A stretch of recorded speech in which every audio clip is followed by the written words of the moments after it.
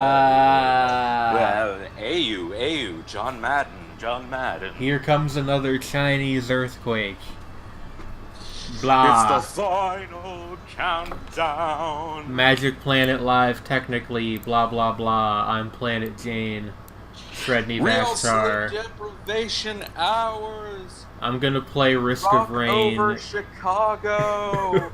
And also Philadelphia. Well, actually, Rock over Chicago, you know that's a Wesley Willis thing, I right? do know that that's Wesley Willis, yes. Yeah, it's like, The yeah. man, the man. But I just the did it myth. impulsively, Rock over Chicago, and then I realized you're totally in Chicago. That so is where I am, yeah. I'm on the north end. I don't know if anybody's actually going to show up to this stream, because it is 2:45 in the afternoon, which is not, like, prime streaming hours, generally, but who knows. Yes. Yeah, I'm just remembering that, like, there is a Suicide Live album called, 30 Minutes Over, I think, 30 Minutes Over Brussels, which was because, like, they, did a live... You showed me that once. Because I remember that title. Yeah, well, there's 30 Seconds Over Tokyo is a famous song by Per Ubu, which I love you with. know what? That's actually probably what it was. Yeah, that's it. And it's about the Doolittle raid, in which a bunch of guys with planes with not enough fuel were sent to essentially commit war crimes. And basically without their knowledge, but they knew that they weren't going to be able to come back, you know, because, like, they had no fuel. Most of them survived, but the fact is it was a fucking suicide mission that they sent this group of, like, really brave guys to firebomb Tokyo, and it's, like, it's one of the most horrifying things in, you know, like, World War II that doesn't involve genocide or human experiments, and it's like... Speaking of horrifying things... Yeah. We need to talk about the chain-smoking police officer who was near the 7-Eleven that I get my soda from when I get it. This man... Like, I don't know what exactly happened. Something happened at the building across the street from the 7-Eleven. And, like, there was, like, a police perimeter set up and all this other stuff. But, they had officers posted at the intersections for a couple blocks in either direction, right? Uh-huh. And one of them was this individual with a, like... 70s style handlebar mustache. Oh my god, I just imagined him in the porno stash, yeah. Yeah. But was he wearing aviator shades? No, not quite that stereotypical, but he had other things going for him, as you'll hear in a moment. He had a blue vest on, like the blue police officer vest, and he had a pack of cigarettes, like, tucked into his breast pocket, which I don't think you're supposed to do, but... Yeah, I'm not sure that's regulation. I don't think that's regulation. And but he was just... Still. Like, he was just ripping through the things. Like, Oh my god, was he lighting... True chain smoking is when you light the cigarette with the butt of the other cigarette. He wasn't doing that. He had a lighter. He just kind of had it in one hand, and he was, like, retrieving the cigarettes with the other. And he was just, like, he was only within my field of vision for, like, maybe 10 minutes, but he went through a good, like, 3 or 4 cigarettes. Damn. And I feel like he saw some shit. Maybe? I don't know. And he was, like, trying to direct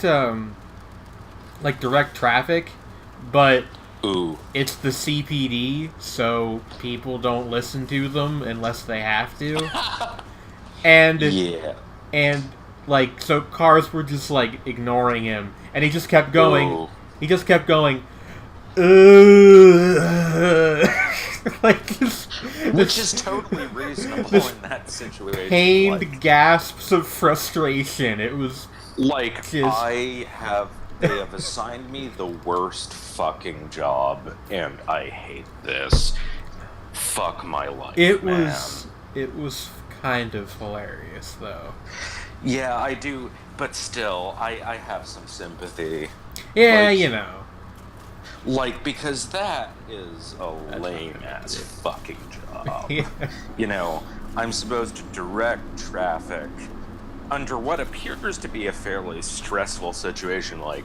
Yeah, you're, I don't like, know saying if there was, like, a gang killing or what the hell happened. But... like, some shit went down. Yeah, there was like, police tape and everything, so something happened. Like, some shit went down, Yeah. and it's like... I have to deal with this, and I have to direct traffic, and no one gives a fuck about people who direct traffic. Well, it was just, like, in his defense from, like, a competence standpoint, they didn't really give him anything to do it with. Yeah, Hello, yeah, and I'm Canes. saying, well, no, I'm saying that Yo. compounds it. Is like, he's, like, Yeah. you know, real screwed. Like, wow, that's bad. Yeah, like, But they I do didn't... love... It was just him and another guy, just with their hands, just waving. I do love that he had the giant mustache. It was really fucking funny. Like... And that he was just, like, you know, pounding through a fucking pack of cigarettes. Just like, destroying the Marlboros. I don't know if they were actually Marlboros. I couldn't see the brand. they could have been Pall Malls, you know, Or Pyramids, or... Why do I know so many but, cigarette brands? That's weird. No, but, like, Marlboros or Pall Malls, or possibly Sherms or Newports. Yeah. Shermans or Newports would be, like, are the ones that, you know, like, would just complete the image. Yeah. You know what I mean? Yeah. Like, he's got a pack of Pall Malls and he's just like, fuck. You know, just, like, sticking more and more. And then he's, like, going the full Bill Plimpton, like, and just sticks, like, 10 of them in his mouth. And just lights them with, you know, like, one of those flambe torches. Like a fucking Looney Tune cartoon. Yeah, it's just like... Well, yeah, specifically, like, in Bill Plimpton's How to Quit Smoking. And he's just like, except instead it's just like, fuck this day. I'm gonna stick 10 in here. Oh. And just, like, takes out, like, you know, one of those blow torches that you use to, like, flambe desserts, and just, like, lights all of them and inhales hard, and then just blows out of his nose. He actually, like a fucking dragon. There was so much smoke that was going up that my initial thought was like, is he vaping? I seriously wondered, like... No, he's just puffing, like, you know... TF2 spy me. Hello, Himes. And also, Howdy. hello again to EO, because I feel like I didn't say it loudly enough the first time. But, yeah, like... We're all very tired here, so apologies like if our chat interaction is not as good as it normally is. If he's blowing that much smoke, it's like, you wonder, like... Hi, Maya. I'm trying to figure out whether that indicates that he's, like, not necessarily inhaling, or whether he's inhaling and blowing, like, hard, like, you know, as I said, know. Like, going, you know, like, just the pure, like, just letting it sink in, like, getting as much nicotine as possible. You know, you do know about the whole thing. Oh, I'm reminded, like, on the opposite end of the law is, like, the whole thing of, like, you know what Sherm is? Sherm? It's a thing that I don't think is as much of a thing anymore, but people used to buy, like, cheap-ass Sherman cigarettes and soak them in PCP. Oh! So, fun fact, the thing you're referring to, there is a rap concept album entirely about it. I'm not surprised. Who by? The Leak Brothers, which was a group consisting of Cage Kennels and Tame One. You know, people talk about, like, PCP and ask, like, what is the appeal, because it can drive you completely and utterly, like, you know, stereotypical crazy. You know, like, people do weird shit when they're on PCP. The thing is, like, that actually, like, the reason why PCP was a party drug, I mean, it is insane because it's, like, you know, like, actually not. Well, okay, like, Yeah, I don't like using the word insane in this context. Full disclosure, feels ableist. the Magic Planet Live streaming group does not endorse. It does not endorse the use of PCP, recreationally or otherwise. Yeah, I was gonna say it's a fucking veterinary anesthetic. PCP is good. Gotcha. No, Maya. No. No. Okay. So I'm gonna explain. Is like PCP is a dissociative, and it's basically a more potent version of ketamine. Yes, actually, EO, the story you are referring to is real. That was... God, was that... It was Big Lurch, I think. He fucking... What happened? He got high on PCP, howled at the moon like a wolf, and murdered and consumed his girlfriend. Okay, yeah, you do hear stories about that sort of shit when people are in PCP. I think that was Big Lurch.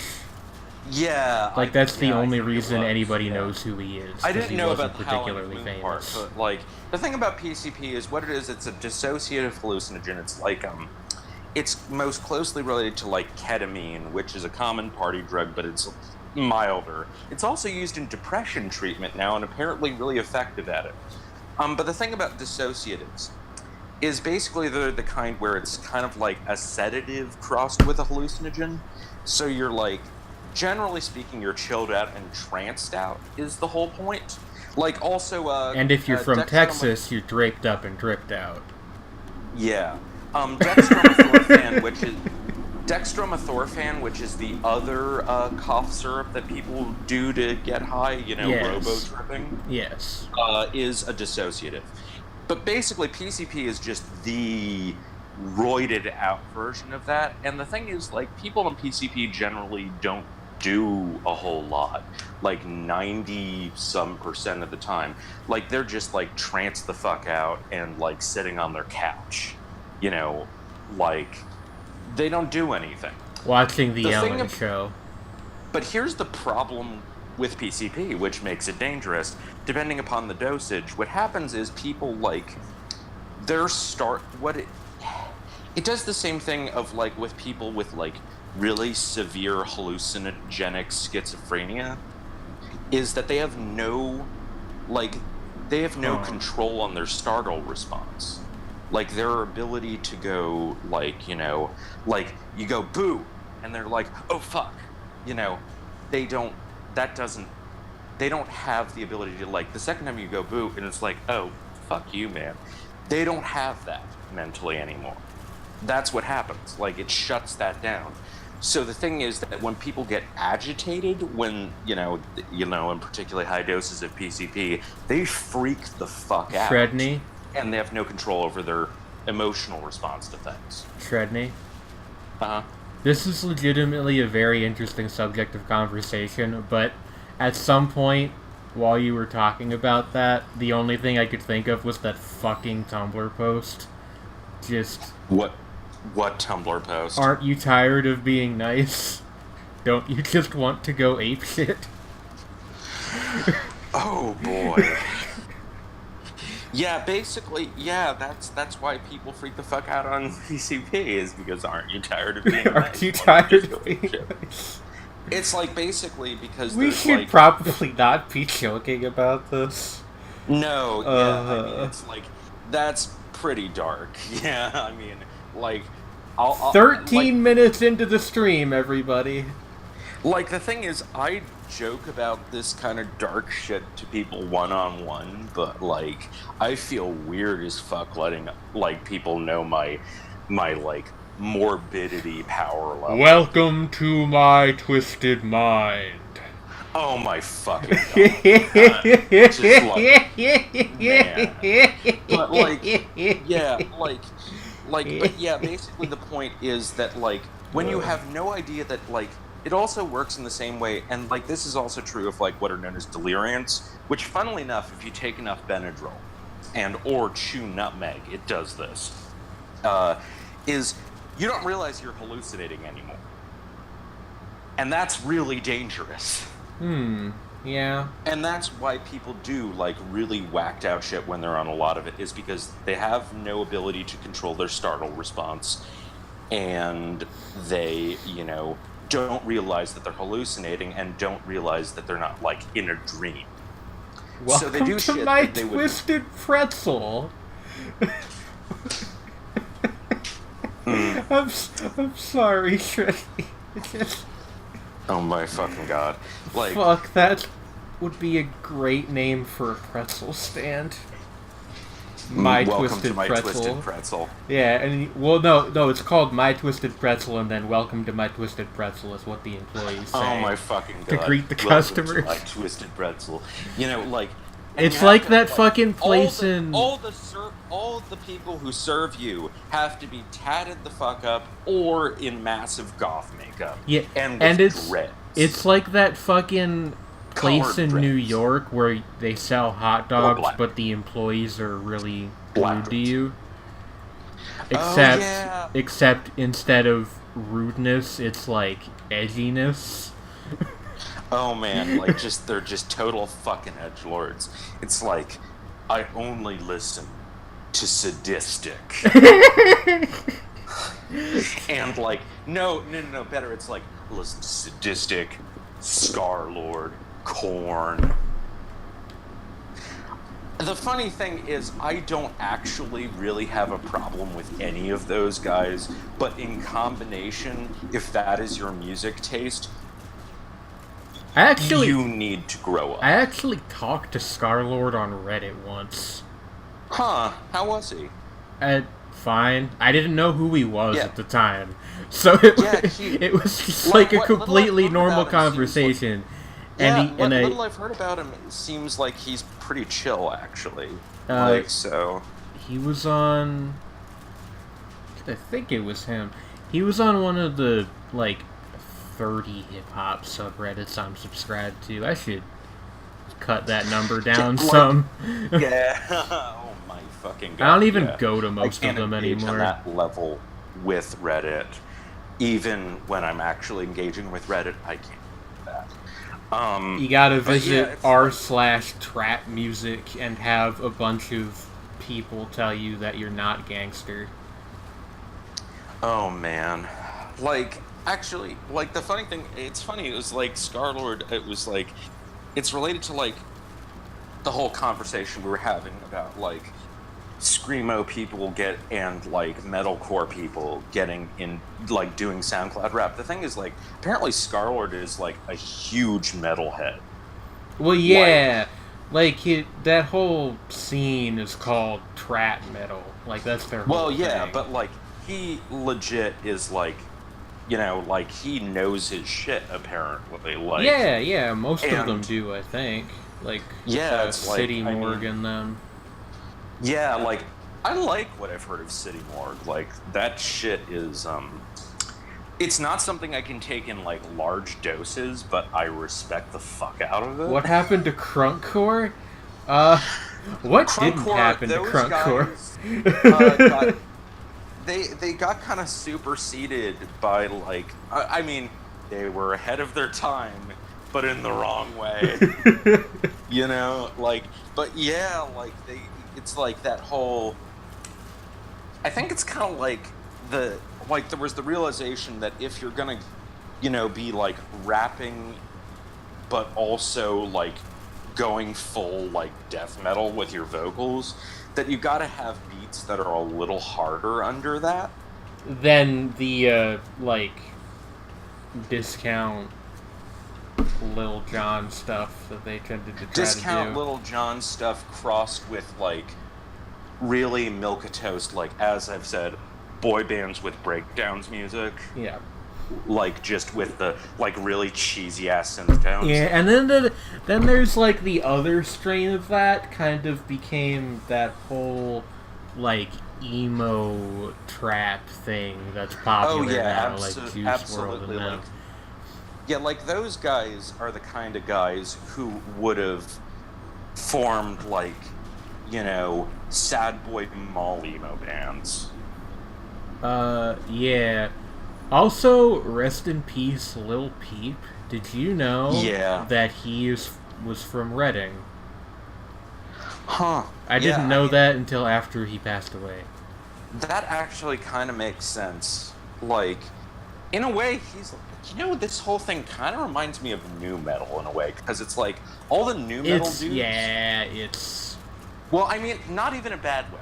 I'm just saying, like, all the nu metal dudes were from places... didn't mean it that way. Were from, like, places that, like, were not metal hotbeds. They were just these, like, rando bands that came out of nowhere and, came up at around the same time. And, like, some of them, like, clearly had no idea of each other, so they were just it was convergent evolution in a way. Like, yeah. A bunch of them were, like, listening to, like, I don't know, like, fucking Sepultura and, actually, like, Beat Down. Hey, Sredni. Like, yeah? Maya poses an interesting question, and I don't think I actually know the answer to it. Do you happen to know why so many neat music genres end in the word core? Yes, because it comes from hardcore. That makes sense. Core, and there are two different distinct hardcores here at work. There's hardcore techno, which was kind of like a response to the popularization of techno in the 90s and to it sort of quote-unquote selling out, or to stuff like quote-unquote intelligent dance music, or IDM, which, like, has the worst fucking name ever, and pretty much everyone who was involved in that scene was like, this has the fucking worst name ever. Music journalists are pretentious as shit. Well, didn't the name come from a mailing list? And then it just kind of got... I think it started out, like, the term intelligent techno was kind of like... was the original term, and apparently, I think it was kind of a joke. But then, like, people took it seriously, and it was like, why the fuck are you doing that? But, like, and it was kind of... the Playboy Cardi effect. Explain. How? The Playboy Cardi. How do I explain Playboy Cardi to somebody who doesn't listen to very much hip-hop? Okay, so, this guy... It's not... I'm aware of hip-hop, I just don't listen to as much as it is. No, I know, but, like... providing the context for Playboy Cardi is difficult. So... I know that he went from being a meme to being, like, semi-legit in certain circles while also still being. Yeah, that's the very, very broad gist of it. Basically, he was for a long time, like, a not very popular affiliate of the ASAP mob. Or actually, my bad. He started out as part of Awful Records, which is father's label. Not super mainstream. I think the only thing they've ever done that people might know is a couple years ago, Father had a hit called "Look at Wrist." Not familiar. No, okay. Well, that part's not important. At some point, he got in with the ASAP mob, which is ASAP, Rocky, and Friends. And ASAP Ferg, and then like a bunch of people that nobody cares about. I think, like, Ferg, I know, because, like... Yams was, like, a very influential A&R guy before he passed away, but he wasn't really a musician. Who was? Yams, ASAP Yams. Yeah. Okay. And, like, I know Ferg because, like, apparently Trap Lord was pretty well received. Yeah, that's a good album. And I know ASAP Rocky because, he's the famous one. Yeah. He is the cloud rap guy. Yes. But anyway, at some point he got in with the ASAP mob and he linked up with a producer named Pierre Bourne. Okay. And together they made an album last year called Die Lit. Yes. Which I've heard actually, like, I've heard people legitimately praise that, like, it's a lot. While memeing on it. It's an album. I don't, like, I don't say that in a bad way or a good way. It's just like it was a very sobering experience because it's the first piece of music I ever listened to where I was like, I'm too old for this. Yeah, I just don't get it. Yeah, it seems like what I seem to get of like the appeal of it, and I haven't heard a bit of it, is that it has like an almost like actually like not necessarily musically, but it has like a punk energy to it in a way. Like that's what people say, but they also said that about XXXTentacion and Lil Peep. But I'm like, saying like that it actually well, XXXTentacion is a different matter. He's like he's different. Like I mean, I guess he had part of that attitude, but Sredni, he was also a shithead. Sredni. Yeah. Don't be afraid to be different. Okay. Okay, so continuing to explain hardcore for a sec. So like I didn't finish talking about Playboy Cardi. Okay, yeah, finish talking about Playboy Cardi though. So like the point is that people like him, but he is still treated as a joke by his own fan base, even as they take him seriously, which is kind of similar to what happened to Lil B, but the difference is that Playboy Cardi is, like, actually popular, as opposed to just internet popular, if that makes sense. That's fair. Like, yeah, like, Lil B is a no-hit wonder. Yeah. Like, I think that Lil B, like, you know, Lil B will, I think, in some way last for a long time, despite the fact that he will never be a truly mainstream thing. Yeah, and I really wish he'd stop being weird on Twitter, but that's a conversation for another day. Yeah, it's like, I mean, he's like, he feels like a guy who, like, but means again, well, but is just like a fucking strange person. I would have said that too before earlier this year, but I don't want to get into it. Yeah, I don't know. You're basing you. Yeah, like the whole based slang kind of fell out of popular usage. Except, weirdly, like, alt-right people use it sometimes now. Like, ironically, I don't understand what's up with that. Nor do I care. And then people who know about that use that ironically, which is like a whole other level of thing. Culture is an Ouroboros, and we are all slowly eating ourselves. But, the point being, people take Playboy Cardi seriously by not taking him seriously, and it's strange. I think Pierre Bourne is a good producer, but fucking, I just didn't understand Dial It, and I only listened to it once. Maybe if I listened to it again with like fresh ears, I'd get something more out of it. Yeah, but. It was just like, but okay.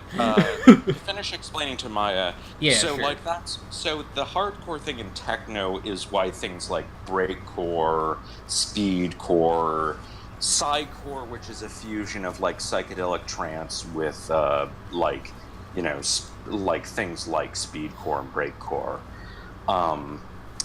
Hardcore techno specifically is like.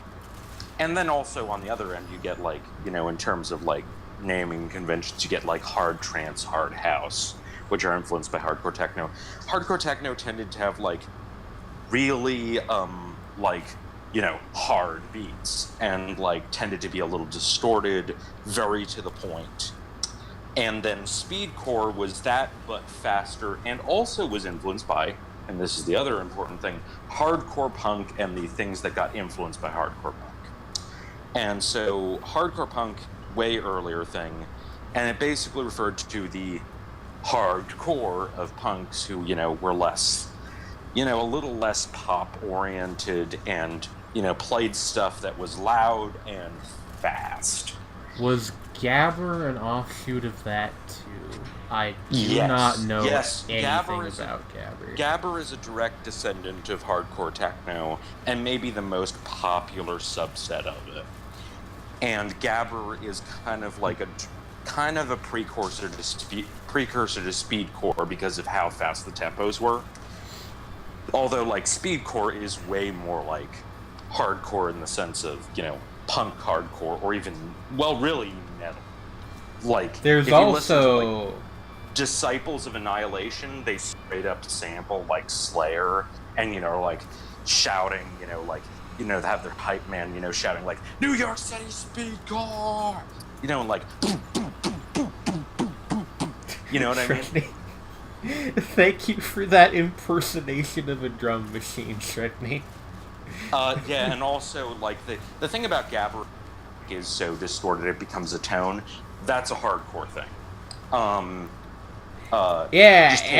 Extra tone? Is that what it's called, I think? Extra tone is what happened when, first what happened was, like, speedcore, people were, like, pushing the tempos faster and faster, and then you got to, like, splittercore and extra tone are, like, the logical conclusion of that. Splittercore is when it gets to, like, 500 BPM or higher. Yeah, like the drums are no longer discernible as individual hits. Yeah, extra tone is so fast that it becomes a pitch. Yeah, is the point. Like, whereas, and it, like, you know, you also have 1000 is probably the earliest example of, like, borderline extra tone, because he, like, you know, made a track that was literally 1000 BPM. Yeah. Which is barely discernible as a beat. Like, you can discern it as a beat, but it's, like, so fucking fast. It sounds like a sewing machine. But like, normal speedcore is around 300 BPM, which is a, like, that is like a really fast thrash metal or death metal speed. I think that, just for reference, I believe that FL Studio tops out at 900 BPM. That's getting into, like, that's... Or is it 999? That is, well, that's, like, right at extra tone territory. But, like, yeah, like, normal speedcore ranges from, like, it's above 240, but, like, below, like, 400 and something. Also, there are a few other genres of dance music that get that fast. There's Singeli, which is... That's like that's like a thing from Africa, right? Yeah, specifically it's like from Tanzania. What happened with that was, like, people would speed up old, like, sort of Arabic inspired sort of dance music and use it as, like, a basis for rapping. And it kind of, you know, they had, like, this sort of, like, initially it was tape loops, but then it was, like, primitive digital software where it would speed up, but it would also speed the pitch up, and then they would combine that with, like, you know, primitive drum machine stuff, and then spit over it, you know, like, and so it goes really fucking fast. It's basically like footwork mixed with speedcore, but, like, distinctly African, and usually pretty lo-fi, and with fucking air horns. You know, I gotta be honest, I'm sort of amazed that I've mostly been able to follow this conversation. Yeah. We're touching on quite a lot of ground here today. But yeah, the really, like, you know, distorted is so fucking good. Like, I think it's MCZO or something. That dude, the way that he raps is incredible. Like, holy shit. Speaking of rapping, really quickly, has anybody here ever heard anything by Crucified, the rapper? Who? The guy's name is Crucified. No, I haven't. It's fucking hilarious, dude. Okay. You know that chopper thing that, like, Tech 9 and pals do? What do you mean? Just like the emphasis on rapping, like, really, really quickly. Okay, yeah. Okay. Yeah. Crucified's whole shtick is that he raps, like, to the point where you can no longer tell what he's saying. And I don't mean that in, like, a hyperbolic way.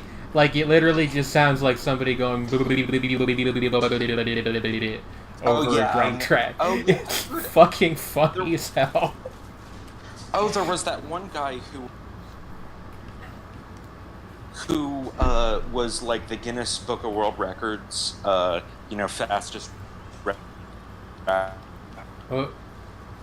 with the world's fastest stenographer to like transcribe what he was saying. I don't think I know that one.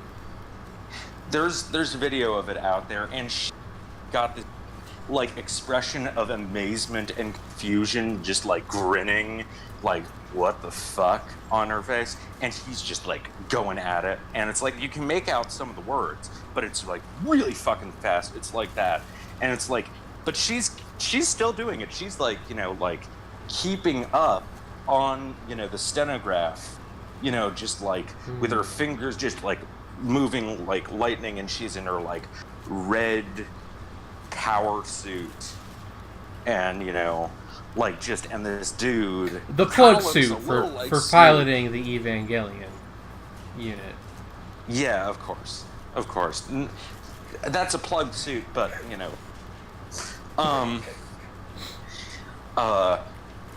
piloting the Evangelion through stenography would be something. It's like, I don't need a dead maw. I have stenography. The sequel to Darling in the Franxx really took some unexpected turns. Indeed. But yeah, I'm sorry I cut you. I was in the middle of a thought. I apologize. Nah, it's fine. Like, I just wanted to mention Crucified because he's fucking funny. And after this stream is over, everybody watching should go look up, like, any of his songs because they're all functionally the same. Yeah, that's yeah. He sounds like one of those whenever X happens it gets 100% faster YouTube memes. That's a really good way to put it. Yes. Damn. Oh god. Okay, what was I thinking? Oh yeah, getting sort of back to the reason why metalcore is called metalcore, even though it doesn't necessarily sound like hardcore punk. So originally there was crossover thrash, which was like when like hardcore punk bands started incorporating, thrash metal stuff, and thrash metal still had like a super obvious hardcore influence, right? Like the sort of like really fast skank beat, the 1-2 beat, and that's like a core thing in thrash. Don't call me that, Sredni. What? I'm not calling you a... No, Jane. You are... Choose your words carefully, Ferret.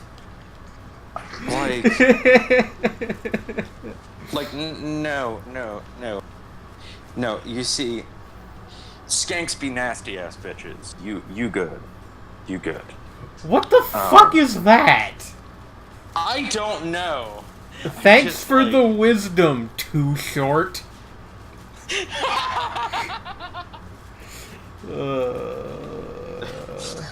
But okay, we've only been live for half an hour. What the fuck? Oh man. But yeah, crossover thrash was a thing, and then basically that sort of led into the early metalcore bands, which would be guys like Earth Crisis, and also like what's known as downer tough guy hardcore, which sort of slowed things down. Downer tough guy hardcore. Yeah, beat down is the usual term, and it's like stuff like I thought you meant downer as in like somebody who's like unpleasant to be around. Well, I mean, some of it is kind of a downer. Like I've mentioned before, that House of Pain kind of reminded me of beat down hardcore guys, because it's essentially. Sorry. Because it's this thing deal with and a lot of hard rappers. Incidentally, hardcore also a term in rap. Yes, where it means nothing whatsoever. I mean, I think it used to mean... No, But... no, not really. Okay. Like you can like look back on like the old rap dot God, what the fuck was that thing called? Like the old rap forum on Usenet and stuff. People having arguments over what hardcore means, and Yeah, but like also that's like... people calling. Well, yeah, but that's also true of like anything that's called hardcore, except maybe hardcore techno. Because like the thing about hardcore punk is that the meaning shifted.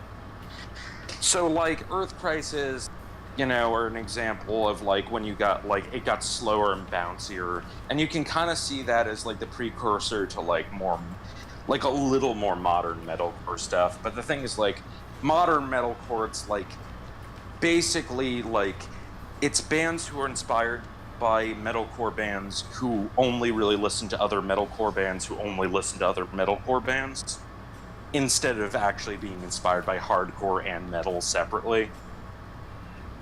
And that's also why modern deathcore is bad.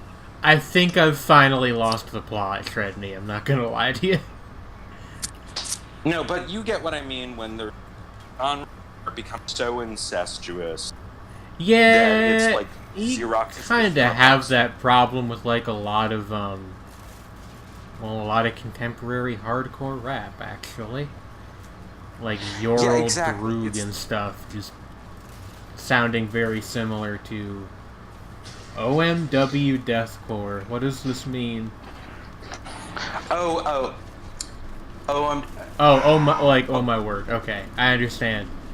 Deathcore is...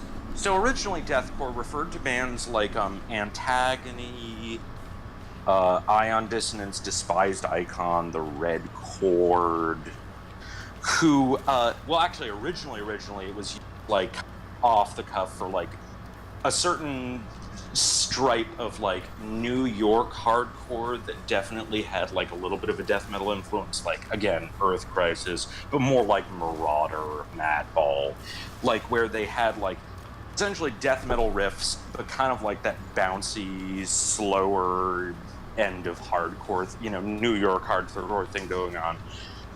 I will at some point balance out this stream's rock rap mojo by talking about like Radio Inactive or somebody, just so everyone is clear. Okay.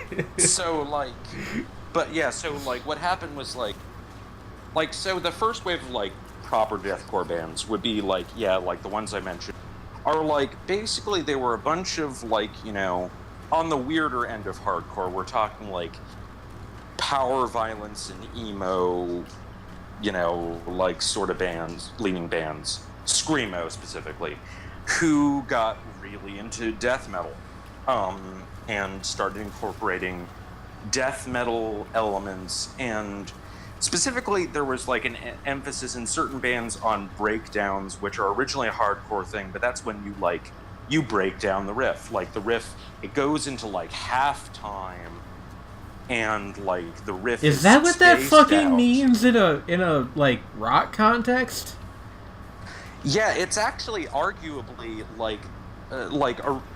arguably it's a disco trope originally, because there's like the breakdown in like. Hey, good news, everybody! Music is canceled. But it's like when, you strip out all the got the beat and the basic underlying Yeah, baseline. that's like what I was thinking of. Well, basically, yeah, breakdown in hardcore, well, originally in hardcore it was the mosh section. Like when you strip everything out and it's the fucking mosh section. Yeah, but then like with these deathcore bands it was more like with like really early Antagony, like there'll just be a section where it's like the main riff at like half speed, and they strip everything out, and it's like really simple, and like the vocals like go from being like more of a shout to like the gurgling, and it's like really spacious, and it's the part where you fucking mosh. The thing about that with these early bands, none of them sounded anything alike, although they were friends. Like like Despised Icon and Ion Distance are both from Montreal, and they toured together all the fucking time, even though they didn't actually sound that much alike at all. But here's the thing. Second wave of bands who are influenced by like that, by beatdown hardcore, by things like that, they start to like photocopy what some of these guys were doing or refine it to like, and it really sort of like kicked off like into realm of like, this is what deathcore is going to sound like, with this EP by this band at the time who had like, were very small, called Job for a Cowboy, and it was the Hey, Doom I've EP. heard of them. Yeah, the Doom EP is where things got kind of codified. It's a very silly record. I enjoy it, but it is ludicrous. But basically, imagine like a death metal band, but like they have all the breakdowns. Also, like there's all gurgling all the time, nothing but fucking breakdowns inside of breakdowns. Like they'll do a breakdown and they'll do a breakdown in the breakdown. And like it is like the song structures wind up being really bizarre because it's just all the fucking mosh parts. And it's like, it's very silly, but it's like, it's a lot extension of what specifically Despised Icon were doing, but it's like taken to the nth degree. And then every fucking band after them imitating that kind of deal. I have like a vague memory of people complaining about this on the TV Tropes music board like 10 years ago. That makes sense. In fact, so, like, there is a very real possibility that it was you. I definitely have complained about TV Tropes at some point, like, yes, distantly. But then, like, on top of that, like, so, but also there was the influence from guys like who had, like, that thunk-a-thunk-thunk, heavily rhythmic, choppy sound to their riffing, which, kind of like, it's a little like Meshuggah, which the whole gent thing came out of people ripping off Meshuggah. Because nobody really sounds like Meshuggah. Like the... honey, I'm sorry. Yeah, but like that. But so people fused that sort of Job Cowboy everything with the thing. And just like, this is so brutal, man. We're going to make a whole, like, style out of this. So, like, you get bands, like, some of them are fine, but, like, you get all these bands like, like All Shall Perish, I've heard are, interesting, but, like, Whitechapel. The gent course of the early 2010s, I was there. But, yeah, like, Whitechapel, Suicide Silence. And then the thing is, that's not the worst of it, because most of these guys are competent. They're not interesting, but they're competent. And also there's still a bunch of like weird bands who are, more leaning towards brutal death metal, or more leaning towards like hardcore, like a Bassinate, or the Partisan Turbine, or like Deadwater Drowning, that kind of thing, who are, like, reasonably interesting. By the third wave, you have bands that are just aping All Shall Perish, Whitechapel, and Suicide Silence. Like, just full-on fucking Xeroxing it. The first death knell of this is like, well, I mean, Bring Me the Horizon are really a second wave band, and they just ditched deathcore, like, really fast. And they were, like, way more angular, weird at first. And then they became, like, again, it's like the boy bands with breakdowns things, but a little heavier and with more twinkly, like indie pop keyboards for some fucking reason. Apparently their most recent album is... But yeah, like, just twinkly, to get these bands indie who pop basically... keyboards because they're good, Sredni. I don't even know. I like them. I have no particular opinion on Bring Me the Horizon. They just kind of, they're fine. They exist. I meant just the keyboards. I don't think I've ever heard a song by this band. Yeah, well, it's like people despise them, but the third wave of deathcore is where things get really bad, because I thought you were about to call Bring Me That Horizon Twinks. I don't know why. I mean, they do look twink. I am going to say that. It's pretty finally trick, some discourse I can appreciate. But so, like, I mean, I think they're straight, which is sad. But their loss. So, no, third wave of deathcore is where things get very bad, because you get the ones who really want to be Limp Bizkit. I mean, who doesn't want to... Never mind, that's not even a good joke. But yeah, like, Emir Ocean. I'm trying to think of what the equivalent, like, late 2000s, early 2010s discourse was in, like, hip-hop. And the closest thing I can come up with is, like, nerdcore.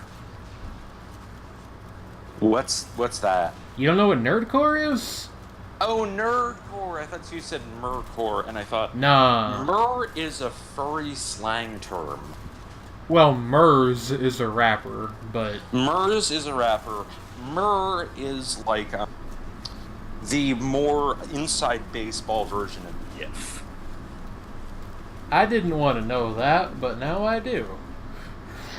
Yeah. Now I know that. It's a very inside baseball term. But you still see, like, really bitter-ass furries who complain about, oh, it's, you know, all this Murray-Purry shit. And it's like, yeah, like, chill the fuck out, dude. But it's like, yeah, like, or the term Mursuit, which you totally needed to know. No, okay. I'm taking control of my stream again. We are not... Look. No. Okay. No. I'm not that tired. I'm hardcore, but I'm not... You cut out. I think you, like, backed away from the microphone. You said you're hardcore, sorry. but... I'm hardcore, but I'm not that hard, to quote the Mountain Goats. I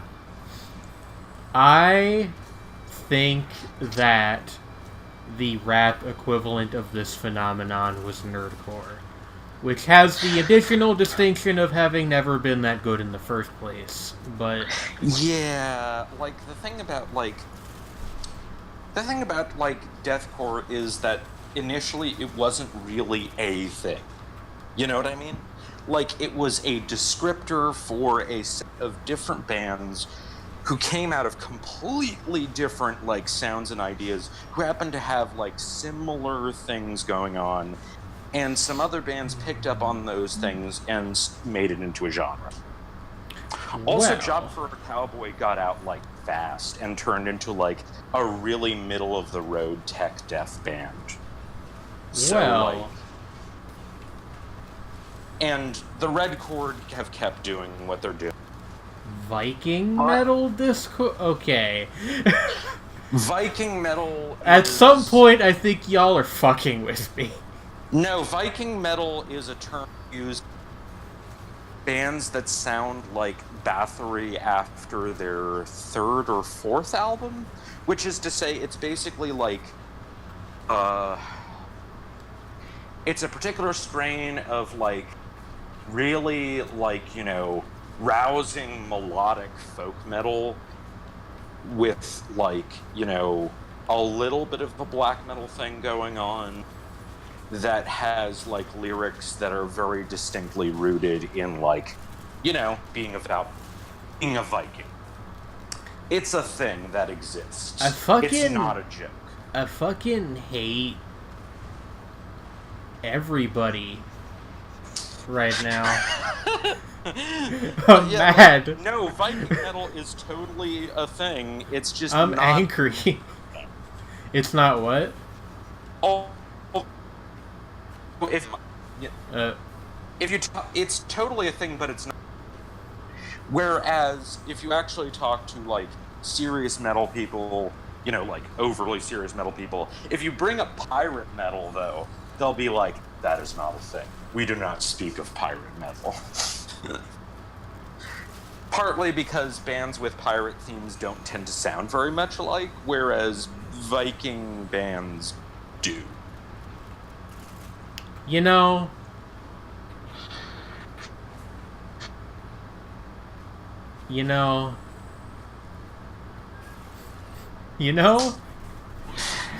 yeah.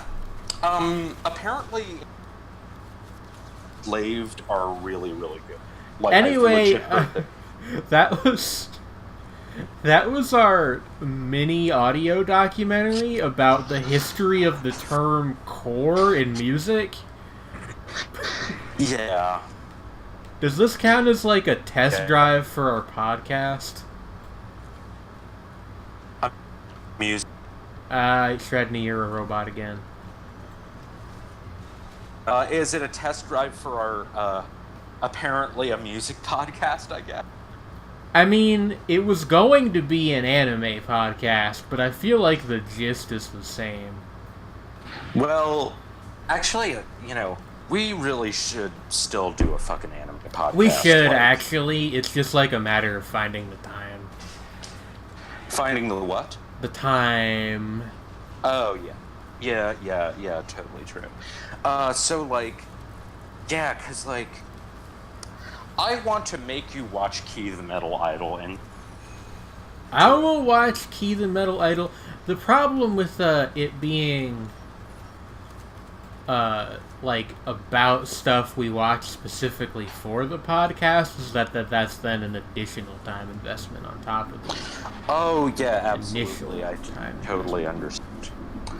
I just don't want it to become like a situation. It's like we are not on the same page with things. It's like we'd have to find something. Maybe we could pick like a seasonal each season to watch.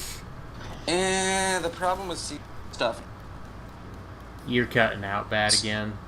No, I said the problem with seasonal stuff is I don't watch seasonal stuff until it ends. Well, you could not. I could, but it's like I'm not even watching fucking Sarazanmai. I've been hyped for that shit for years. Has it been announced for years? I thought that was kind of a... Yeah, it's like 2 years, I think. Like a low latency announcement. Okay. I guess I'm just out of the loop on Ikuhara. No, it was like Ikuhara was like... Ikuhara discourse. I think it was like... It might be a year and a half. Like a year and a half ago, or at least, Ikuhara was like relatively discreetly calling out for like animators to help out on his next project. I see. And, of course, even Ikuhara being discreet is like, holy shit, he's gonna make another show. Holy shit. And it's like, rouse the cultists from their slumber! Yeah, exactly. It's like, we haven't heard anything since Yurakum, and we need this. I've never actually seen that show, but I do appreciate that it's called a Lesbian Bear Storm. It's really good. It is really enjoyable and it is a very interesting commentary on how Japanese culture treats being queer. And it is real gay.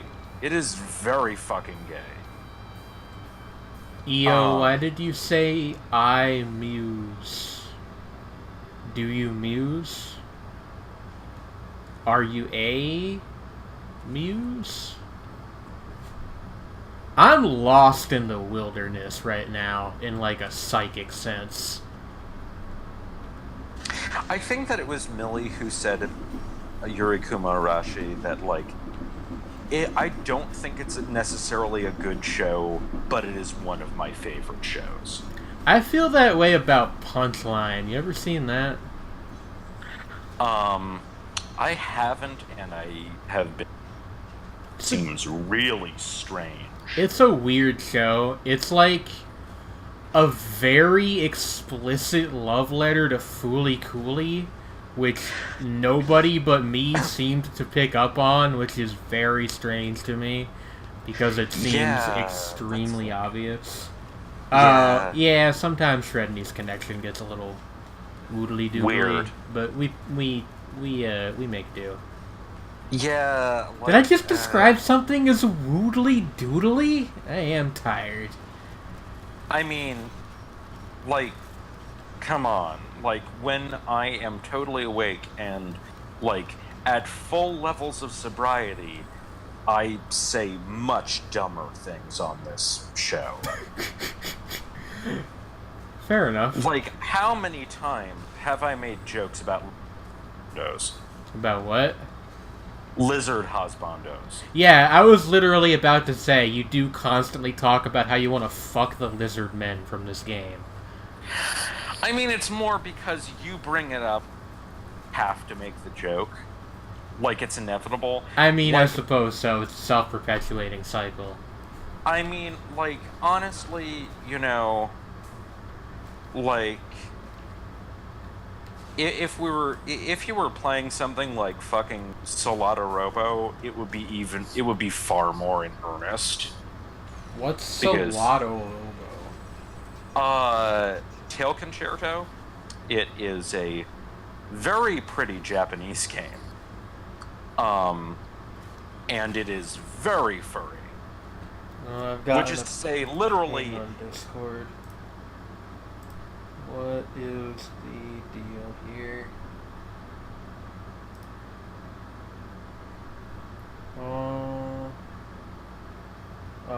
Just Alice helping me with some computer troubles that I was having earlier today. But yeah, like, so a lot of...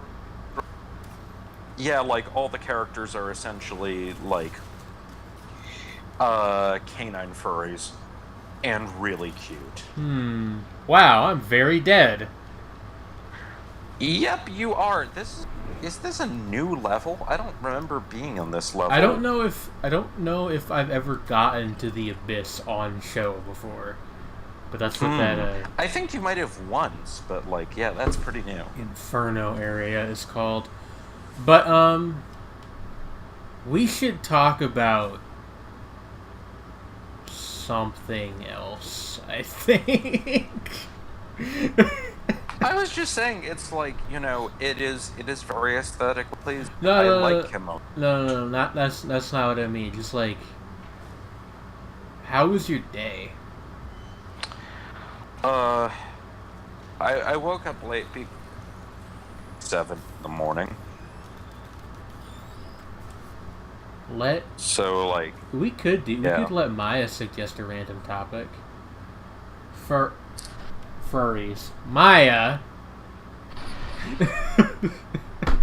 I mean, yes. I mean, I like, I think this has been long established on this stream. I blame the fact that I probably, like, on a relatively subconscious level, had a crush on Robin Hood from the Disney film when I was like 6. Oh yeah, there is a like one where he's a fox. Fucking mess. What is this? Yeah, but okay, yeah. What were you saying? No clue. Okay. But yeah. Also, incidentally, this is true as well. Like, honestly, you get enough gay men in a room and are like, you know, when did you realize that you were, you know, the gay? And it's like, probably like a large percentage of them, surprisingly large percentage of them will be like, I was watching Disney's Robin Hood and was like, I want to smooch that fox. He is so good. Formative experience. That's the same fucking thing with, like, sapphic women and having a crush on Raven from Teen Titans. Oh yeah, Raven from Teen Titans. Robin Hood from Robin Hood. This is like a category of character. There is a category of character with the key to the closet. The key or to even the before closet. Even before you... Well, no, even before you realize there is a closet and that you're in it. Somebody hands you a key inside of there from the darkness. And then you don't know what the purpose is until years later, and you're like... I don't know about this metaphor, Sredni. I don't know. Oh, that's where I am. Oh, it's this been a makes so much closet sense the now. whole time. By God, Jenkins. You know, although I will say, I was exposed to, like, some old school... Yeah, that's another 90... one. Like, I was exposed to some old school 90s furry porn when I was, like, 12, and I was, like, you know, surfing the internet. I was, like, before I knew what furries were, and I was like, what on earth is this nonsense? It's like... Well, I guess you know now, huh? Yes. Of course it was Who straight can stuff, relate? so... Woo. Indeed, yeah. Do you guys think Logic has a fursona?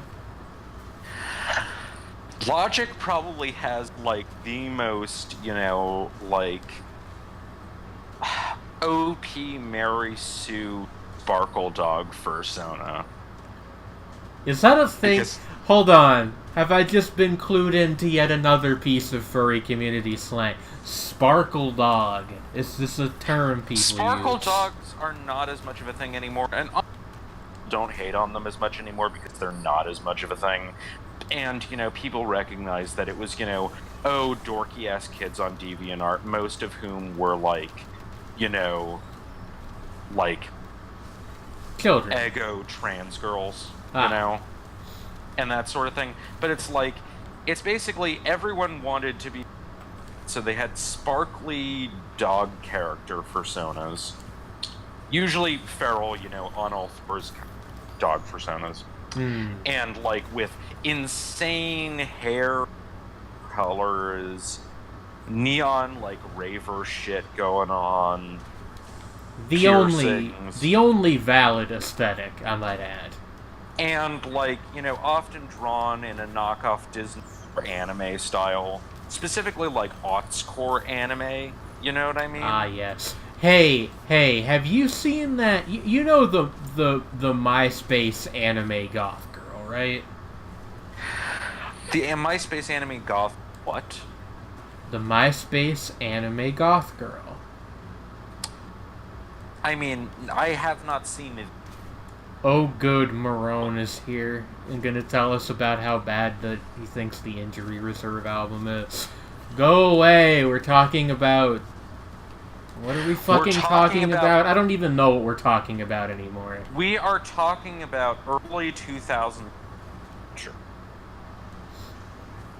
Back when furry culture... Goth girls are the pinnacle of society. Never mind, you can stay. Yeah. Okay, that's yeah. I mean, I don't disagree. Yeah. No, that fucking picture everybody on MySpace had. It was like the gothy anime girl that kind of looked like she was from Death Note, but she wasn't actually. It was just somebody's original design. So basically they looked like Misa. Kind of. You'd know the picture if you saw it. Oh, I probably would. Yeah, all things considered. But, like, honestly, I'm gonna be blunt here.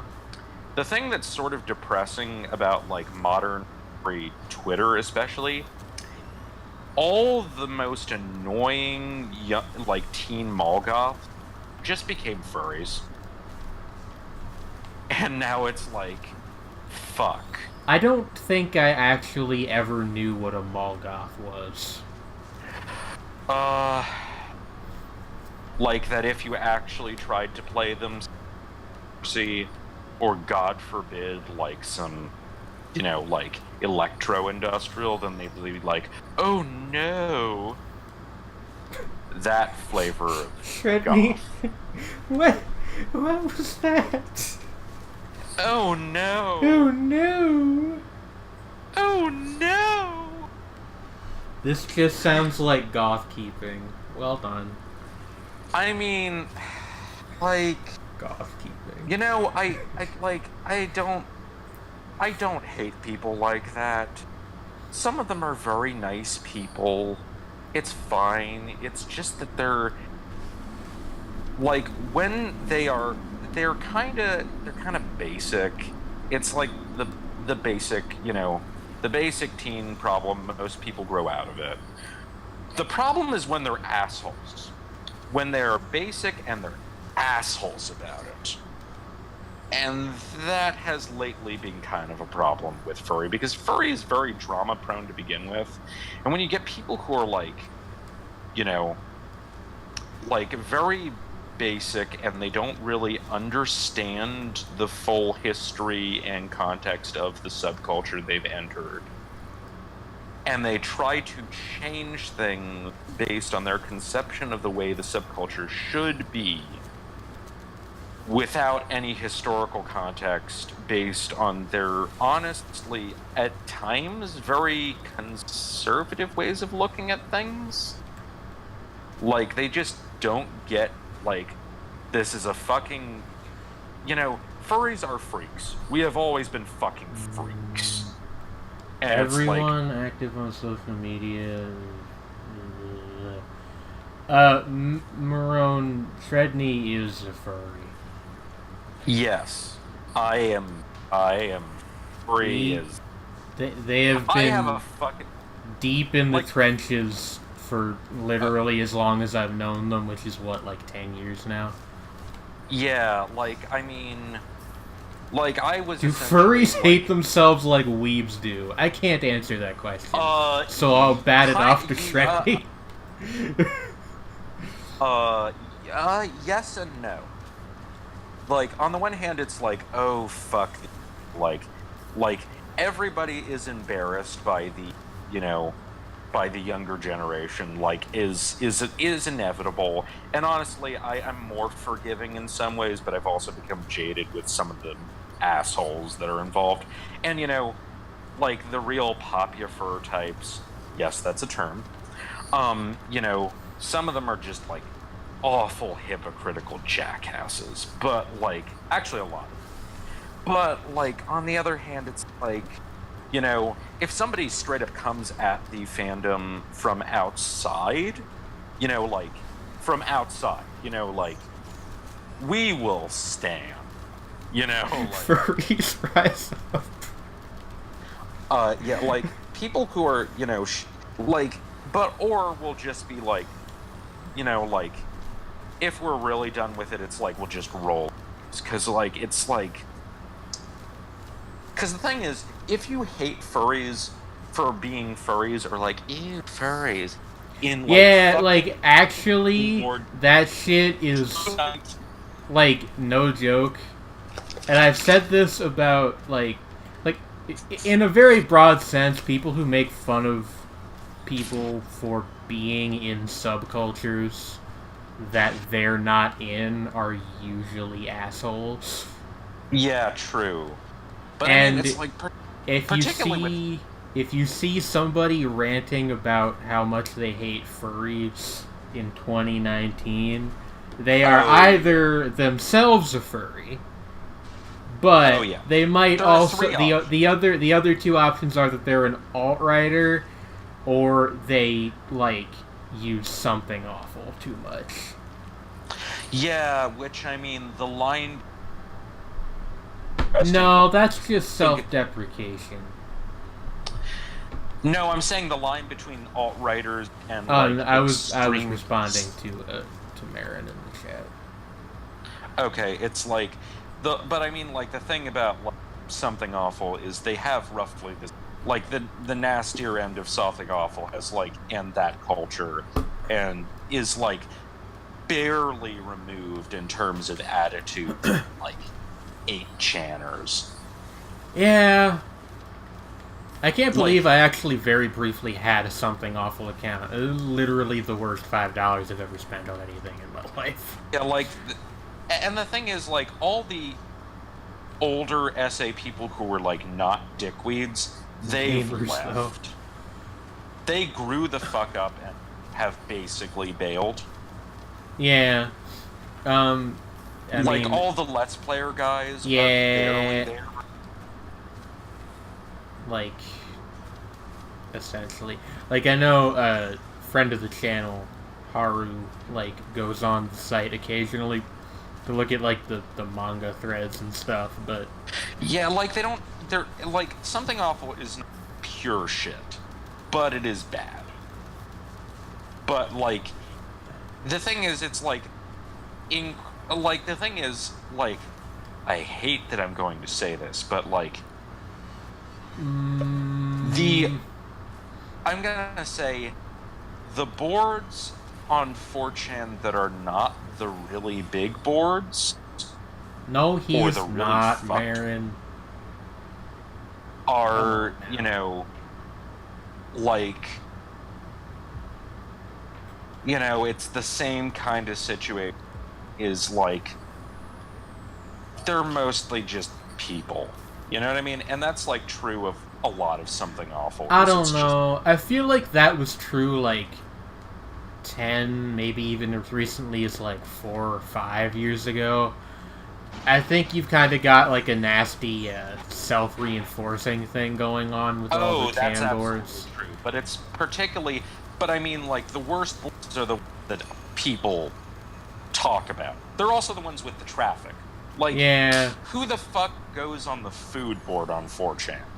Or the travel board? Isn't there, like, an interior decorating one, too? Yeah, like, there are ones for all kinds of stuff, and apparently on those are nice. And there are, like, 3 of them. Like, the thing is, I can believe that, but, like, the second that somebody gets in that community that is an asshole, all of the other people just find somewhere else to hang out. Oh, yeah. Because 4chan's not, like, a good way to communicate with people. It's not supposed to be. It's, like, anti-social media. I've heard it said that the advantage of find somebody who knows a lot about basically any weird niche bullshit niche thing and can talk in a reasonably informed manner about it. The problem is that the culture is 4chan. Yeah, I mean, I don't know. So you have to wade through bullshit to get somebody who will speak intelligently about something that you actually care about. See, like, again, though, it's just like, I feel like that was true, like, 5-10 years ago. Experience is a pain in the ass, is the point. Well, yeah, but, like, again, like, I feel like that was true a couple years ago, but I think most of those people are gone now.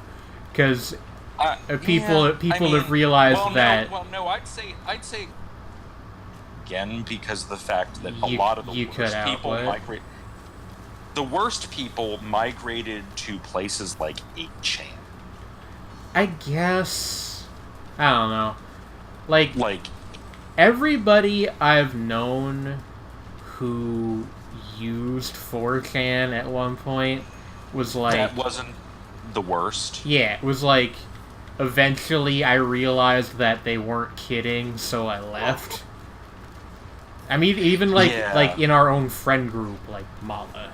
Oh, yeah, yeah, you know, definitely. I mean, like, there is a certain point where it, like, it's just kind of, it's a whole weird, it's a weird culture, but I'm saying, like, in a bizarre way, it's, like, it's, in some ways, I feel more contemptuous of Something Awful. Well, Something Awful is just the same thing, except you have to pay money for it, which is just fucking dumb. And it's more elitist because of it. Yeah, like, it... And it's also, like, the fact is, like... But, yeah, as you say, like, a lot of the people, you know, like, were, you know... Like, the people who actually, you know, cared, as dumb as it sounds, cared about the culture not being the worst, left. Yeah. They fucking bailed. And good for them. Marin made this, I think, as a joke, but he said all the internet sucks. And I think that that's kind of true and kind of It's not. kind of true. It's like the internet is the best... any big human history, website, probably. any big website has more, like, is always going to have more people who, even if they're not, like, out and out terrible people, are just in some way antithetical to you having a good experience. Exactly. And I think that the real future of, like, online socialization is in decentralized stuff like Discord servers and Mastodon and Discord, stuff Mastodon. Like that. Yeah, like, basically the deep web in the actual, like, you know, sense of stuff that is not immediately available on the surface web. We're not talking like the quote-unquote dark web, where, you know, where it's like illegal shit. We're talking the deep web, like as in the deep web. Yeah, like, I don't know.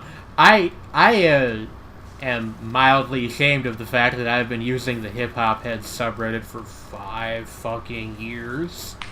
Which, yikes. Fucking Reddit. Like, I don't know. So something like yes, I am in the power user Discord, which is arguably even worse. But anyway, what is the power user Discord? It's an invite-only server for people who post on the subreddit a lot. That's where Marin's from. Oh wow, I can see how that could be better or much worse. It's fine, you know. But like, the Hip Hop Heads subreddit is weird. It's basically never been good, but the way that it's bad has changed over time. It's so 4chan. Not, I mean, like, it's kind of the same thing, because, like, I mean, like, Reddit's not totally anonymous. You have your username and stuff, but it's the same thing. Like, it's pseudonymous, so people are just dicks to each other because they can be, and it's not usually super conductive to a like actual conversation. Yeah, not even an actual conversation, just like anything that's not hostile. Oh yeah. Like, I mean, Marin uses the subreddit too. He can back me up here. Like, a lot of times people in, like, even in, like, the daily discussion threads and stuff, which is just like sort of a general music chat where people talk about whatever's going on. And people are just like nobody ever phrases anything in a way that is neutral. It's all Oh no, that's actually now that I think of, that's closer to something awful. That's a good point. Yeah, like, because but, like I've seen actually, like, friendly 4chan threads before, but something awful. Someone always has, like, this aura of, I am cooler than you, and you should know that, and know that you're a fucking pleb. That's a problem on... There's some good discussions on HHT. That's true. Like, it's not a complete wasteland. Oh no, I'm not saying that I'm not even but... saying that the really bad places here are pure wastelands. Except maybe 8chan, but that's because it's just simply balanced out by how awful the awful shit is. Like, we're talking illegal awful shit. You know, like, actually morally deeply reprehensible. 8chan is like the fucking pit. It's all the people the pit at the bottom of the pit. Like, it's... I mean, there are even worse places, but you would actually have to go to, like, the deep web or the you'd have to have, like, fucking connections, and I don't... You'd have to, like, get into, like... Let's keep this on like, the side of the internet that you don't have to break the law to get to. This conversation. Yeah. It's like... Yeah, like... but I mean, like, setting aside, like, the darkest part of the surface web. Yeah. Like, the fact is, like, you know, I've seen people, like, even, you know, like, as I said, I have seen, you know, from, like, you know, from the times where I've, like, you know, looked at the archives, because I'm not going there live, and I'm not sifting through that shit. I've seen, you know, like, actual 4chan conversations where people are like, I'm curious about this thing, and it's like, oh, here's a primer on this, and it's like, that's pretty cool, thanks, Anon. And it's like, Yeah, time to chill. I And don't it's like, like that happened. that's nice, and to go back to the Reddit conversation, like sometimes that happens there too. Reddit too. Reddit's Yeah, like that like sometimes. it's Just it the depends on the same. subreddit. It really is just like the same kind of crapshoot of Oh yeah. like Are you going to get is a total shithead yeah responding to you, or are you going to get someone who's really nice and informative, and you never know? yeah basically like there's a lot of people. There's people that who make a fair amount of posts on the Hip Hop Head subreddit complaining that other people post too much, which is maybe my favorite thing, but Oh man. the Oh Dukes. man. I don't want to shit talk the Dukes on my stream. I think that guy gets too much shit.